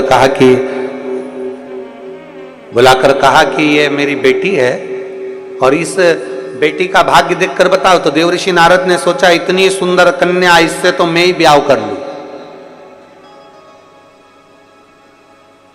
भगवान से वर मांगने के लिए नारद जी ने तप किया कि मेरा सुंदर स्वरूप बना दो जिसमें मेरा हित हो जाए। सुनिए कथा। काहे का मुख बन गया था? बंदर का। परहित की बात करोगे तो दुनिया में राज्य करोगे, और स्वयं की हित की बात करोगे तो एक दिन धक्का खाकर, ठोकर खाकर जमीन पर गिर जाओ। परहित की बात, संत साधु गुरुजन ब्राह्मण जन तपस्वी जन साधक जन और घर के बुजुर्ग माता पिता परहित की बात करें। आवाज सेट नहीं हो रही तुम्हारे साउंड की। परहित की बात करें।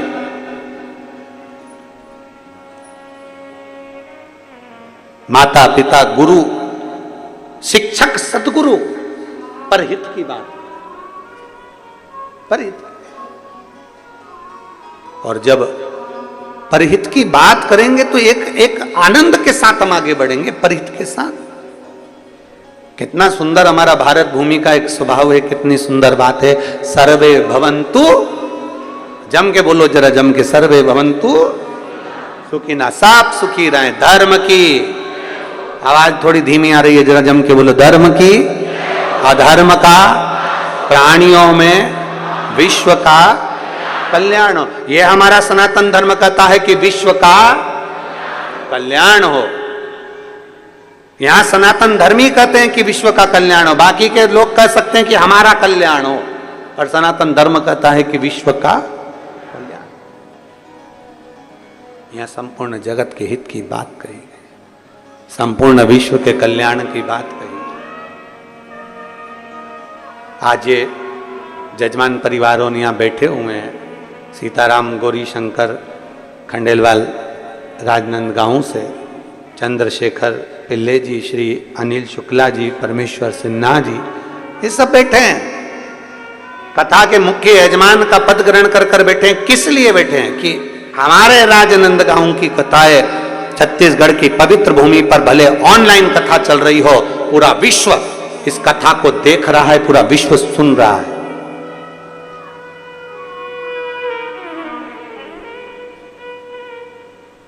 जो पंडाल में नहीं आ पाते थे वो मोबाइल पर और टीवी पर कथा सुन रहे हैं। अपने क्षेत्र की कथा, अपने छत्तीसगढ़ की कथा एक आनंद सुख के साथ हो, लोग श्रवण करें। और श्रावण के महीने में 72 वर्ष के बाद जो सावन का महीना आया, उसको अपने घर पर बैठकर अपने ऑनलाइन कथा कर तत्व ग्रहण करें। संपूर्ण विश्व, संपूर्ण जगत। कई लोगों ने मैसेज भी करा सीहोर कि हम इस कथा को बैठ कर नहीं सुन पा रहे हैं। तो हमारा निवेदन है सभी श्रोता भाई बहनों से, ये ऑनलाइन कथा है, इसको अपने घर पर बैठकर सुनो। और इसके बाद में जो कथा 12 तारीख से 16 तारीख तक नया रायपुर में है, उसको भले तुम पंडाल में बैठकर सुनना। ऐसा नहीं कि सावन के महीने में तुम्हें कथा नहीं मिलेगी, आप तो फिर वहां पंडाल में बैठकर सुनो, मना नहीं। नया रायपुर में जो कथा है 12 से 16 तारीख तक, 16 अगस्त तक, श्रावण के महीने की आखिरी की कथा रहेगी, 5 दिन की। जैसे ये 5 दिवसीय, वैसे वो 5 दिवसीय कथा वो वहां रहेगी।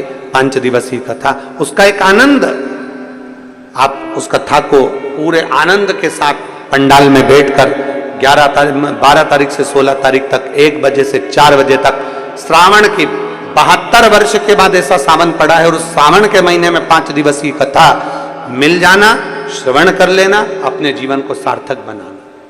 दिल से सुनो उसको। नया रायपुर में बैठकर कथा का लाभ लीजिए, सुनो उसको 1 से 4 बजे। शिव तत्व की प्राप्ति। और 16 तारीख तक वो कथा चलेगी। फिर 17 तारीख को सीहोर में बाबा की कावड़ रहेगी। सुबह 9 बजे मां सीवन का जल भरकर 11 किलोमीटर दूर बाबा को चढ़ाने के लिए बोल बम का नारा लगाते लगाते, शिव का स्मरण करते करते प्रदोष के दिन बड़े आनंद के साथ शनिवार की प्रदोष है, शनिचरी प्रदोष का भाव लेते हुए बाबा को कावड़ चढ़ेंगे दिल से। शिव तत्व की प्राप्ति। कन्या आई, राजपुरोहित की बुद्धि फिर गई कन्या को देखकर, राजपुरोहित की बुद्धि फिर गई। जो कन्या को देखा तो मन में विचार करा, कन्या को देखते से विचार करा कि इतनी सुंदर कन्या, इतनी सुंदर। मन में आया कि इसका भाग्य इतना प्रबल है, इसका योग इतना प्रबल है, और अगर ये कन्या मेरे से शादी कर ले तो कितना अच्छा हो जाए। अब तू राजपुरोहित है, तू उस राज्य का गुरु है,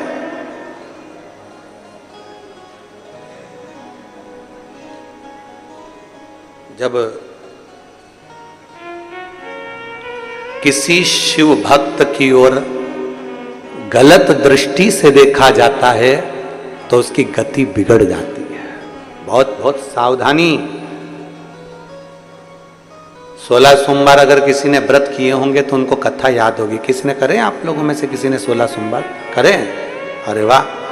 16 सोमवार की कथा आती है कि रानी ने पूजन का सामान खुद को जाना था तो रानी पूजन का सामान किसके हाथ से भेज देती है? एक सेविका के हाथ से, एक नौकरानी के हाथ से, एक दासी के हाथ भेज देती है। एक सेविका के हाथ से, एक दासी के हाथ से जब पूजन का सामान भेजती है तब वो रानी दर दर धक्के खाती है, दर दर भटकती है।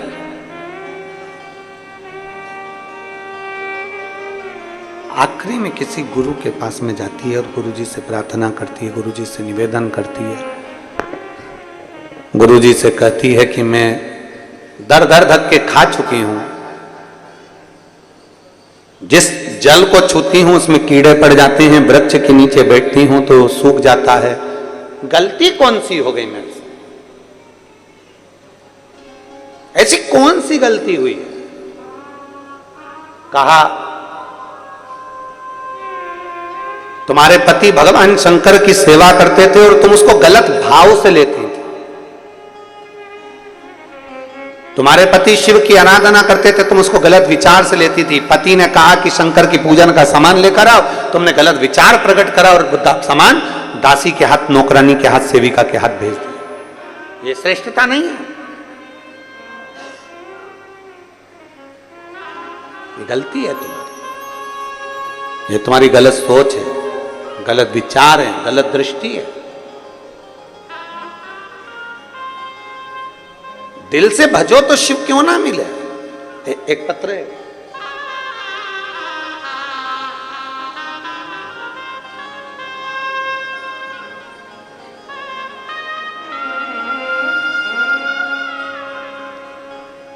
मैं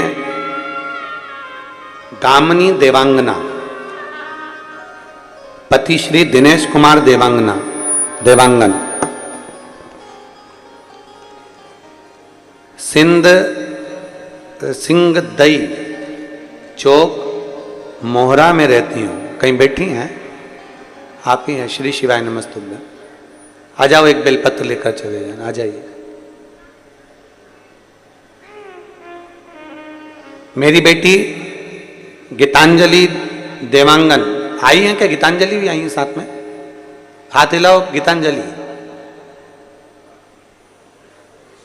मेरी बेटी गीतांजलि देवांगन, ये डीले कम करिए और आवाज थोड़ा क्लियर करिए, ऊपर थोड़ा पीछे का, ऊपर वाला बढ़ाइए इसको।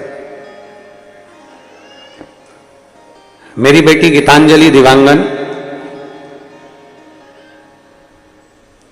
जिसको एक चर्म का रोग हो गया था, जिसके कारणवश इसके बाल गुच्छे की गुच्छे, पूरे के पूरे बाल इसके निकलते चले गए।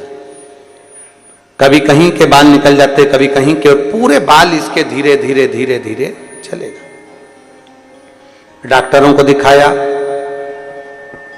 डॉक्टरों ने इलाज करा, पर उससे भी इसके बाल नहीं आए। इसके बाल 2 दिन 3 दिन निकलते और पूरे की पूरा गुच्छा की गुच्छा बाल अपने आप चले जाते, क्योंकि इसको चर्म रोग हो गया। डॉक्टर ने कहा इसका इलाज हमारे पास में नहीं। तब हमने शिव महापुराण की कथा सुनना प्रारंभ करी टीवी पर। सीहोर गए, वहां से रुद्राक्ष लेकर आए। मेरी सासू जी ने कहा कि उस रुद्राक्ष को तांबे के कलश में गलाकर उसका जल इस बच्ची को पीने को भी दो और उसी से इसका स्नान कराना प्रारंभ करा। हमने बेटी को शंकर पर चढ़ी हुई बेलपत्र देना चालू करा, बेटी को शंकर जी के मंदिर भेजना चालू करा, रुद्राक्ष का जल लाते, उस जल को पिलाते और वही जल इसके बालों में भी लगाना प्रारंभ करा। डॉक्टरों की दवाई तो हमने बंद कर दी, क्योंकि उससे आराम नहीं लग रहा था, क्योंकि उससे पूरे के पूरे बाल गुच्छे के रूप में निकल रहे थे। तब हमने बेटी को रुद्राक्ष का जल देना प्रारंभ करा। आज मैं बाबा को धन्यवाद देने के लिए आई हूं कि अब बेटी को एक भी दवाई देना नहीं पड़ती और मेरी बेटी के पूरे बाल आ गए और मेरी बेटी ठीक हो गई। मैं बाबा को धन्यवाद देने के लिए।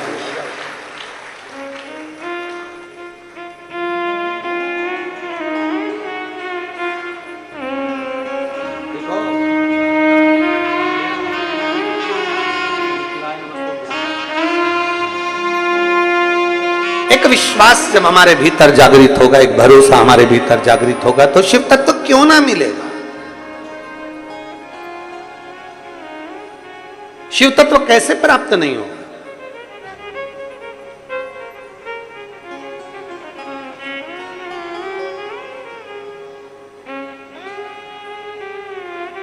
बेटी को देखा, शंकर का कोई भक्त उस पर यदि गलत दृष्टि दोगे, गलत विचार करोगे, गलत सोच रखोगे, तो यह पक्का है कि भोगना तो पड़ेगा। आज नहीं तो कल भोगना।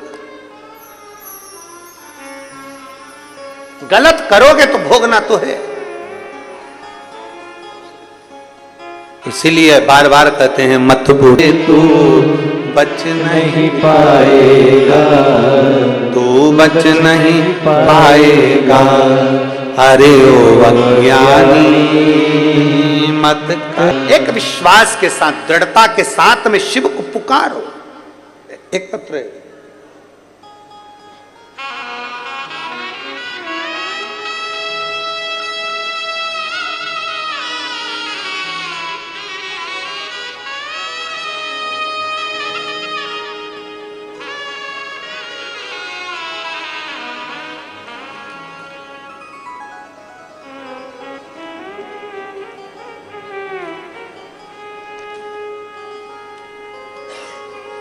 श्रीमती उमा योगेश पांडे,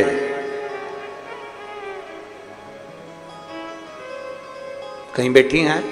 श्री शिवाय नमस्तुभ्यम। सासू जी आई हैं क्या? नहीं आई हैं। आ जाओ, उनके लिए बेलपत्र ले जाना चाहिए।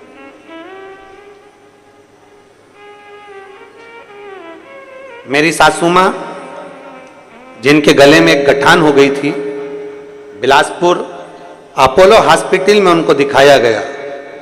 रिपोर्ट में उनको कैंसर बता दिया गया। कैंसर बताया। डॉक्टर ने उनकी अवस्था देखकर, क्योंकि 80 साल की है, अब इस अवस्था में कैंसर होना, वो भी गले का कैंसर देखकर डॉक्टर ने मना कर दिया कि इनका ऑपरेशन नहीं हो सकता और कैंसर भी प्रबल है, इसलिए ऑपरेशन नहीं हो सकता। जितनी अवस्था है उतनी ठीक है, पर शरीर में कष्ट ज्यादा था। देखकर डॉक्टर ने कहा कि ऑपरेशन कैसे करें, अवस्था ज्यादा है और कैंसर भी प्रबल है, इसलिए ऑपरेशन की रिस्क नहीं ले सकते। तब शंकर के मंदिर जाना प्रारंभ करा पहली बार, शिव जी को जल चढ़ाना प्रारंभ करा पहली बार। बेलपत्र लाकर पीस कर सासू जी को देते, वो खाती, जल चढ़ा हुआ पीती। रुद्राक्ष मंगवाया, रुद्राक्ष का जल देना प्रारंभ करा। फिर हम वापिस, हमने सुना है कि शंकर को चढ़े हुए जल को पीने से, बेलपत्र खाने से, रुद्राक्ष का जल पीने से बाबा सुनता है, और भरोसे के साथ अगर नियम से शिव जी को जल चढ़ाया गया है तो शिव सुनेगा। हमने 1 महीना तक यही करा और यही करते करते हम कोई दवाई ना लेते हुए सीधे रायपुर अपनी सासू जी को दिखाने के लिए चेकअप के लिए ले गए। रायपुर के जब कैंसर हॉस्पिटल में दोबारा से जांच हुई तो जांच में डॉक्टर ने कहा कि इनको टेंशन मत लो, इनकी सारी रिपोर्ट नॉर्मल है, आप चिंता ना करिए, सारी रिपोर्ट नॉर्मल है, बस एक गठान है, उस गठान का अगर अपना ऑपरेशन कर लेते हैं तो कोई दिक्कत नहीं, क्योंकि कैंसर नॉर्मल है, कोई चिंता का विषय नहीं। जब एक तरफ बिलासपुर में कहा गया कि कैंसर प्रबल है और दूसरी जांच में रुद्राक्ष का जल और बेलपत्र का इतना प्रभाव पड़ा कि रिपोर्ट पूरी की पूरी नॉर्मल हो गई। उसी हॉस्पिटल में सासू जी का गले की गांठ का ऑपरेशन, गांठ को निकाला गया, सारी जांच रिपोर्ट नॉर्मल आई और मेरी सासू मां आज भी बाबा की कृपा से ठीक हैं। मैं बाबा को यहां धन्यवाद देने के लिए आई।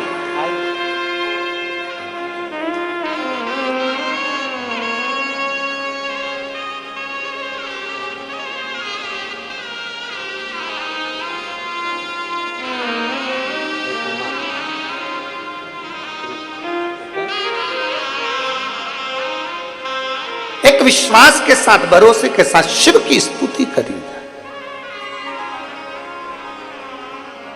डॉक्टर ने कह दिया बिलासपुर में कि कैंसर प्रबल है और बड़ा प्रबल है, जितना हो जाए सेवा कर लीजिए, पर विचार करा एक बार तो बाबा पर भरोसा कर कर देखें, एक बार तो जल चढ़ा कर देखें। शिव के प्रति जागरूकता का भाव रखकर जल चढ़ाना पड़ा, विश्वास के साथ। और अंत समय प्रभु आना पड़ेगा, वचन दिया तो निभाना पड़ेगा।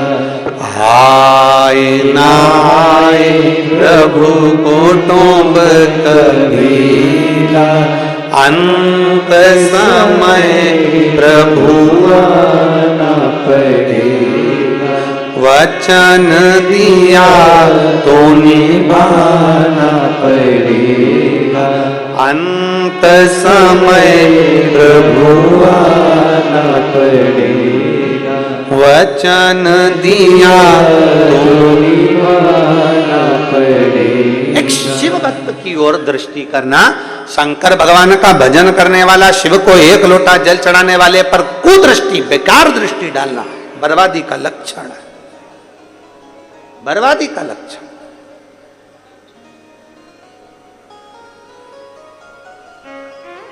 राजकन्या को देखकर राजपुरोहित ने सोचा मेरा विवाह हो जाए, जैसे देवर्षि नारद ने विचार कर लिया था कि इस कन्या से तो मेरा विवाह हो जाए। गए भगवान से कहा मेरा जिसमें भला हो ऐसा मेरा मुख बना दो, उनको बंदर का मुख दे दिया।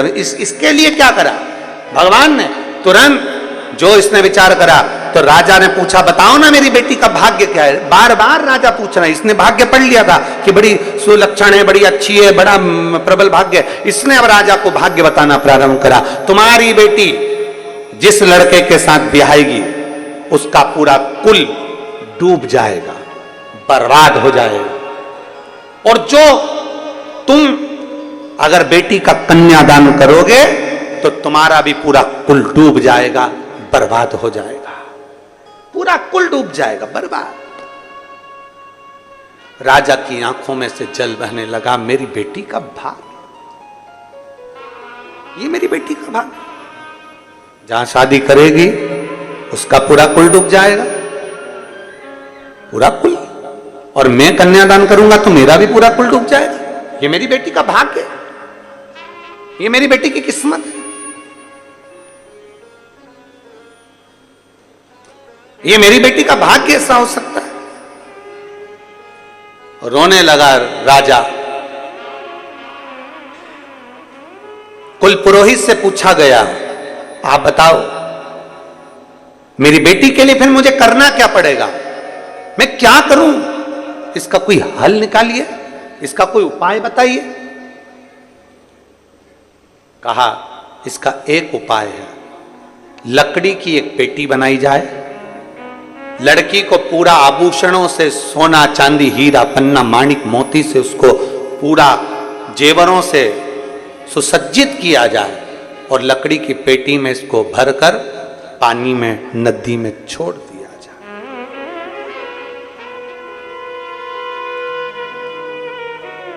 सुसज्जित कर कर आभूषणों से।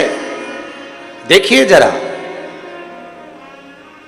वो लड़की ने रोज शंकर भगवान का श्रृंगार करा था, तो आज पुरोहित ने कह दिया कि इस लड़की को सुसज्जित कर कर, श्रृंगारित कर कर, माणिक मोती सोना चांदी से, अंबारी से सुसज्जित कर कर उस बेटी को सुसज्जित कर कर, सोना चांदी माणिक मोती से उसको पूरा सजाकर लकड़ी की पेटी में उसको रखकर उसको पानी में बहा दिया जाए।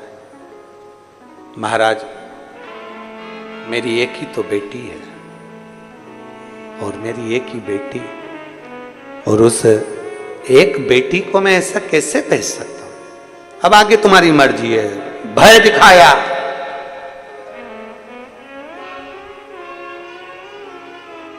भय,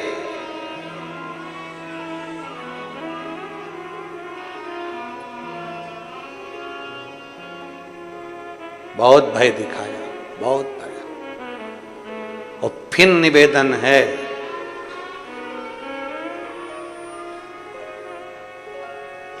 किसी से डरो ना डरो। शिव महापुराण की कथा कहती है कि किसी से डरो ना डरो। अपने माता पिता से नहीं डरना, मत डरो। वेद पुराण शास्त्र से नहीं डरना, मत डरो। गुरु से नहीं डरना, मत डरो। संत साधु गुरुजन ब्राह्मण जन से नहीं डरना, मत डरो। किसी से मत डरो तुम तो। पर शिव पुराण कहती है अपने कर्म से जरूर डरना, क्योंकि कर्म का भोग तो अच्छे को भोगना पड़ता है। कर्म का भोग तो भोगना पड़ता ही है। कर्म से जरूर डरना, अपने कर्म का भोग भोगना पड़ेगा। वो कोई दूसरा नहीं भोग सकता, स्वयं को भोगना है, स्वयं को।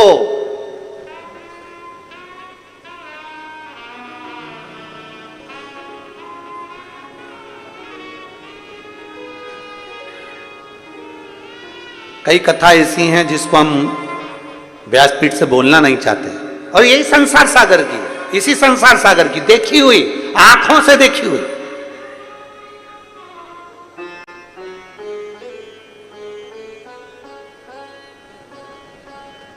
इसी संसार सागर की कथा है।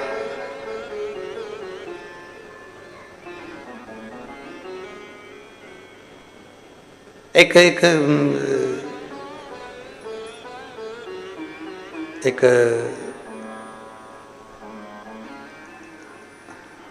डॉक्टर बड़े प्रसिद्ध हैं, और उन डॉक्टर, प्रसिद्ध डॉक्टर के दरवाजे पर एक नर्स, एक बेटी एक सेवा करती है, सेवा करती। अब जितने भी मरीज आए ना तो उनको देखकर हंसती, बहुत हंसती। और उसके रिश्तेदारों से कहती नाटक कर रही है, तो ये तो नाटक कर रही है, ये तो नाटक कर रही है। ये कथा नहीं है, ये उसी ने अपने पत्र में खुद ने लिखा, और हम स्थान का नाम नहीं बताना चाहते। और वो पत्र पढ़ा तो वो नर्स जो थी उसकी भी आंख में जल भरा हुआ था, सिस्टर की आंख में भी जल था, हंसती थी। उसने खुद लिखा कि मेरा दोष है कि मैं दूसरे को देखकर हंसती थी और कहती थी ये बहाने कर रही है, बहाने। गुरुदेव, जब मुझे स्वयं के गर्भाशय में जब गांठ हो गई, और जब गर्भाशय में गांठ हुई और एक नहीं कई गांठें हो गई, और फिर उसका जांच कराया गया, फिर उसकी रिपोर्टें आई, तो मैं खुद रोती थी। हम दुनिया पर हंसते हैं, एक उंगली हमने किसी पर उठाई है तो ये 3 उंगली एक ना एक दिन आपकी ओर जरूर जाएगी, ये निश्चित है। तैयारी कर कर रखो, किसी को अपशब्द बोलने से पहले, किसी को ताना देने से पहले, किसी को आड़ा टेढ़ा कहने से पहले, दूसरे पर उंगली उठाने से पहले अपनी तैयारी कर रखना कि तेरी गति क्या होने वाली, स्वयं की गति।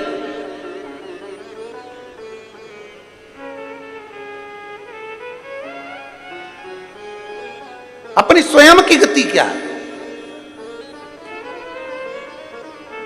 आज खुश हो जाओगे, आज प्रसन्न हो जाओगे, आपकी सत्ता है, आपका वैभव है, आपकी कुर्सी, आपका पद, आपकी प्रतिष्ठा, आप पद पर बैठे हो, आपकी प्रतिष्ठा, आप खुश हो जाओगे। पर एक दिन जब ये कुर्सी चली जाएगी, ये पद चली जाएगा, प्रतिष्ठा चली जाएगी, हर व्यक्ति, उगता सूरज ढलेगा तो एक दिन जरूर जब आप जाओगे इस कुर्सी से, इस पद से, इस प्रतिष्ठा से, किसी का भला करा होगा ना तो वो तुम्हें आज नहीं तो कल कभी ना कभी तुम्हारे एहसान को नहीं भूलेगा, पर किसी का बुरा करा होगा तो वो मरते दम तक बद्दुआ ही देता रहेगा, बद्दुआ ही देता रहेगा, अपशब्द कहता ही रहेगा। भगवान ने अगर आपको अच्छा बनाकर भेजा है तो इस कुर्सी का, पद का, प्रतिष्ठा का, सत्ता का, वैभव का कभी सदुपयोग कर कर देखिए, कभी सदुपयोग कर कर देखिए, कुछ अच्छा कर कर देखिए, ज्यादा नहीं, थोड़ा सा। मत हंसो किसी पर, मत कहो अपशब्द, मत ताने दो किसी को, मत आड़ा टेढ़ा बोलो किसी को।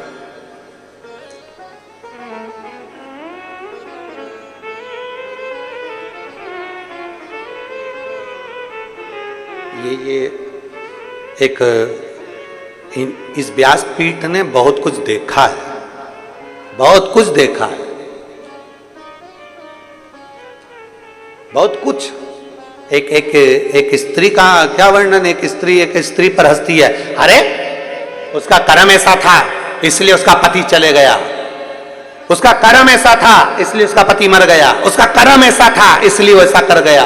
बार बार एक स्त्री दूसरी स्त्री पर ताना दे या एक व्यक्ति दूसरे व्यक्ति पर ताना दे, और जीवन का क्या भरोसा है, किसने अपनी जिंदगी देखी है। और मालूम पड़े कि उसका, ये देखा हुआ है आंख से, कोरोना में एक बहन बिचारी, उसका पति चले गया और उसको ताना अपशब्द बोला गया, बोलते एक दिन मालूम पड़ा उसका पति बीमार पड़ा, कहीं लकवा लग गया शरीर में और शरीर में ब्रेन ट्यूमर हो गया और वो चला गया। अब तू दूसरे पर ताना दे रही तो तुझे क्या दूसरे नहीं देंगे? क्यों अपशब्द कहना, क्यों अपशब्द बोलना? श्रेष्ठ बोलिए, अच्छा बोलिए, जितना बन सकता उतना अच्छा करने का प्रयास करिए। लकड़ी की पेटी बनवाई, आभूषणों से सुसज्जित कर दिया राजा ने, राजा रो रहा है, आज मेरी बेटी का भाग्य कैसा है जरा देखो। सुसज्जित कर कर पेटी में बिठाया, भेज दिया, पानी में छुड़वा दिया। इतने में पुरोहित भागा, राज पुरोहित अपने आश्रम में गया, वहां जाकर बच्चों से कहा आज तुम्हारी छुट्टी है, जाओ नदी में एक पेटी बहकर आएगी, उस पेटी को पकड़ कर लाना, मेरे कक्ष में लाकर रख देना, बाहर से कुंडी लगा देना, कोई कितना भी चिल्लाए, मैं भी बोलूं तो दरवाजा मत खोलना, कोई कितना भी चिल्लाए दरवाजा मत खोलना, कितनी भी चीज पुकार हो तुम खोलना मत, और दरवाजा बंद कर देना। बच्चे दौड़कर नदी पर चले गए, पेटी बहती हुई आ रही थी, आगे से पेटी बहती बहती जब आ रही थी, एक राजकुमार अपने घोड़े को नदी में पानी पिला रहा था। उसने उस पेटी को देखा, पेटी देखी तो अपने दूतों से कहा पेटी सुंदर है, उठा कर लाओ। पेटी खींच कर लाए, किनारे पर लाकर पेटी को खोला गया तो उसमें राजकन्या थी। राजकन्या ने राजकुमार को देखा, राजकुमार ने राजकन्या को देखा। देखते से ही राजकुमार ने पूछा तुम कौन हो? कहा मेरा भाग्य बेकार इसलिए मेरे पिता ने मुझे पेटी में डाल दिया, मेरा पति वही होगा जो मुझे मिल जाएगा, आप इतने प्रिय हैं, मैं आपको अपना पति बनाना चाहती हूँ। राजकुमार ने कहा इतनी सुंदर कन्या मैंने कहीं नहीं देखी, मैं तुमसे शादी करना चाहता हूँ। एक माणिक जड़ित अंगूठी रखी, हाथ पकड़कर 7 फेरे ले लिए और विवाह हो गया। अब राजकन्या ने विचार करा मेरे पिता की पेटी है, इसको खाली कैसे भेज दूं, कुछ तो करिए। राजकुमार ने कहा चिंता मत करो। गया राजकुमार घोड़े पर चढ़कर एक भालू को पकड़कर लाया, पेटी के अंदर भर दिया, भरकर बंद कर दिया, पानी में छोड़ दिया। पेटी में बंद करा भालू को और छोड़ दिया। ब्राह्मण बच्चों ने उसको पकड़ा, पकड़कर गुरुजी के आश्रम में ले गए, आश्रम में कमरे में रख दिया। गुरुजी अंदर गए, इन्होंने दरवाजा बंद कर दिया। गुरुजी ने कहा था कोई कितना भी चिल्लाए चीखे मैं भी बोलूं तो दरवाजा मत खोलना। गुरुजी ने जो पेटी खोली, खोलते से इसमें भालू निकला। भालू अंदर इतना उड़ रहा था कि मैं जंगल में रहने वाला और मुझे बंद कर दिया, छोड़ूंगा नहीं। और भालू जैसे बाहर निकला, निकलते से उसने राजपुरोहित को नोच कर, काट कर चीखता रहा, दरवाजा खोलो, दरवाजा खोलो। कोई नहीं खोला। शंकर के भक्त पर अगर गलत दृष्टि दी है, शंकर का भक्त थोड़े दिन दुख भोग कर फिर सुखी हो सकता है, पर शंकर के भक्त को दुख पहुंचाने वाला कभी सुखी नहीं हो सकता। कर्म का दंड भोगना पड़ता है। एक लोटा जल अगर आपने चढ़ाया है, वो एक ना एक दिन सुख जरूर देगा। एक लोटा जल चढ़ाया है, वो एक ना एक दिन आनंद जरूर देगा। एक लोटा जल समर्पित करा है, वो एक ना एक दिन आपको आनंद का अनुभव जरूर कराएगा, सुख का अनुभव कराएगा। आप अपना कर्म करते जाओ, वो फल तुम्हें मिलेगा। उसने श्रृंगार करा था बेटी ने, तो उसको राजकुमार उसके भाग्य में था और मिल गया। अच्छा करा था ना, तो अच्छा मिला है। बुरा करा तो बुरा प्राप्त हुआ। कर्म का भोग तो भोगना पड़ता है। ब्रह्मा जी ने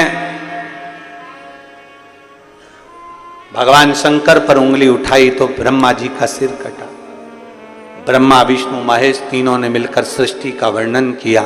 स्वयं ब्रह्मा विष्णु महेश हमारे बीच में पधार रहे हैं। जोरदार ताली बजाकर स्वागत करें भगवान ब्रह्मदेव महेश, भगवान ब्रह्मा विष्णु महेश का स्वागत करें। भगवान देवाधिदेव महादेव, भगवान शिव, ओगड़दानी, त्रिकालदर्शी, कैलाशी, अविनाशी। एक बार तीनों देवताओं के लिए जोरदार ताली बजाकर स्वागत।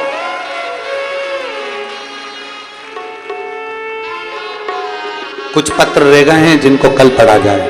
बड़े भाव के साथ आप और हम सब मिलकर भगवान शंकर की पवित्र शिव महापुराण की कथा श्रावण महीने में 5 दिवसीय शिव महापुराण की कथा श्रावण के इस पवित्र महीने में श्रवण कर रहे हैं।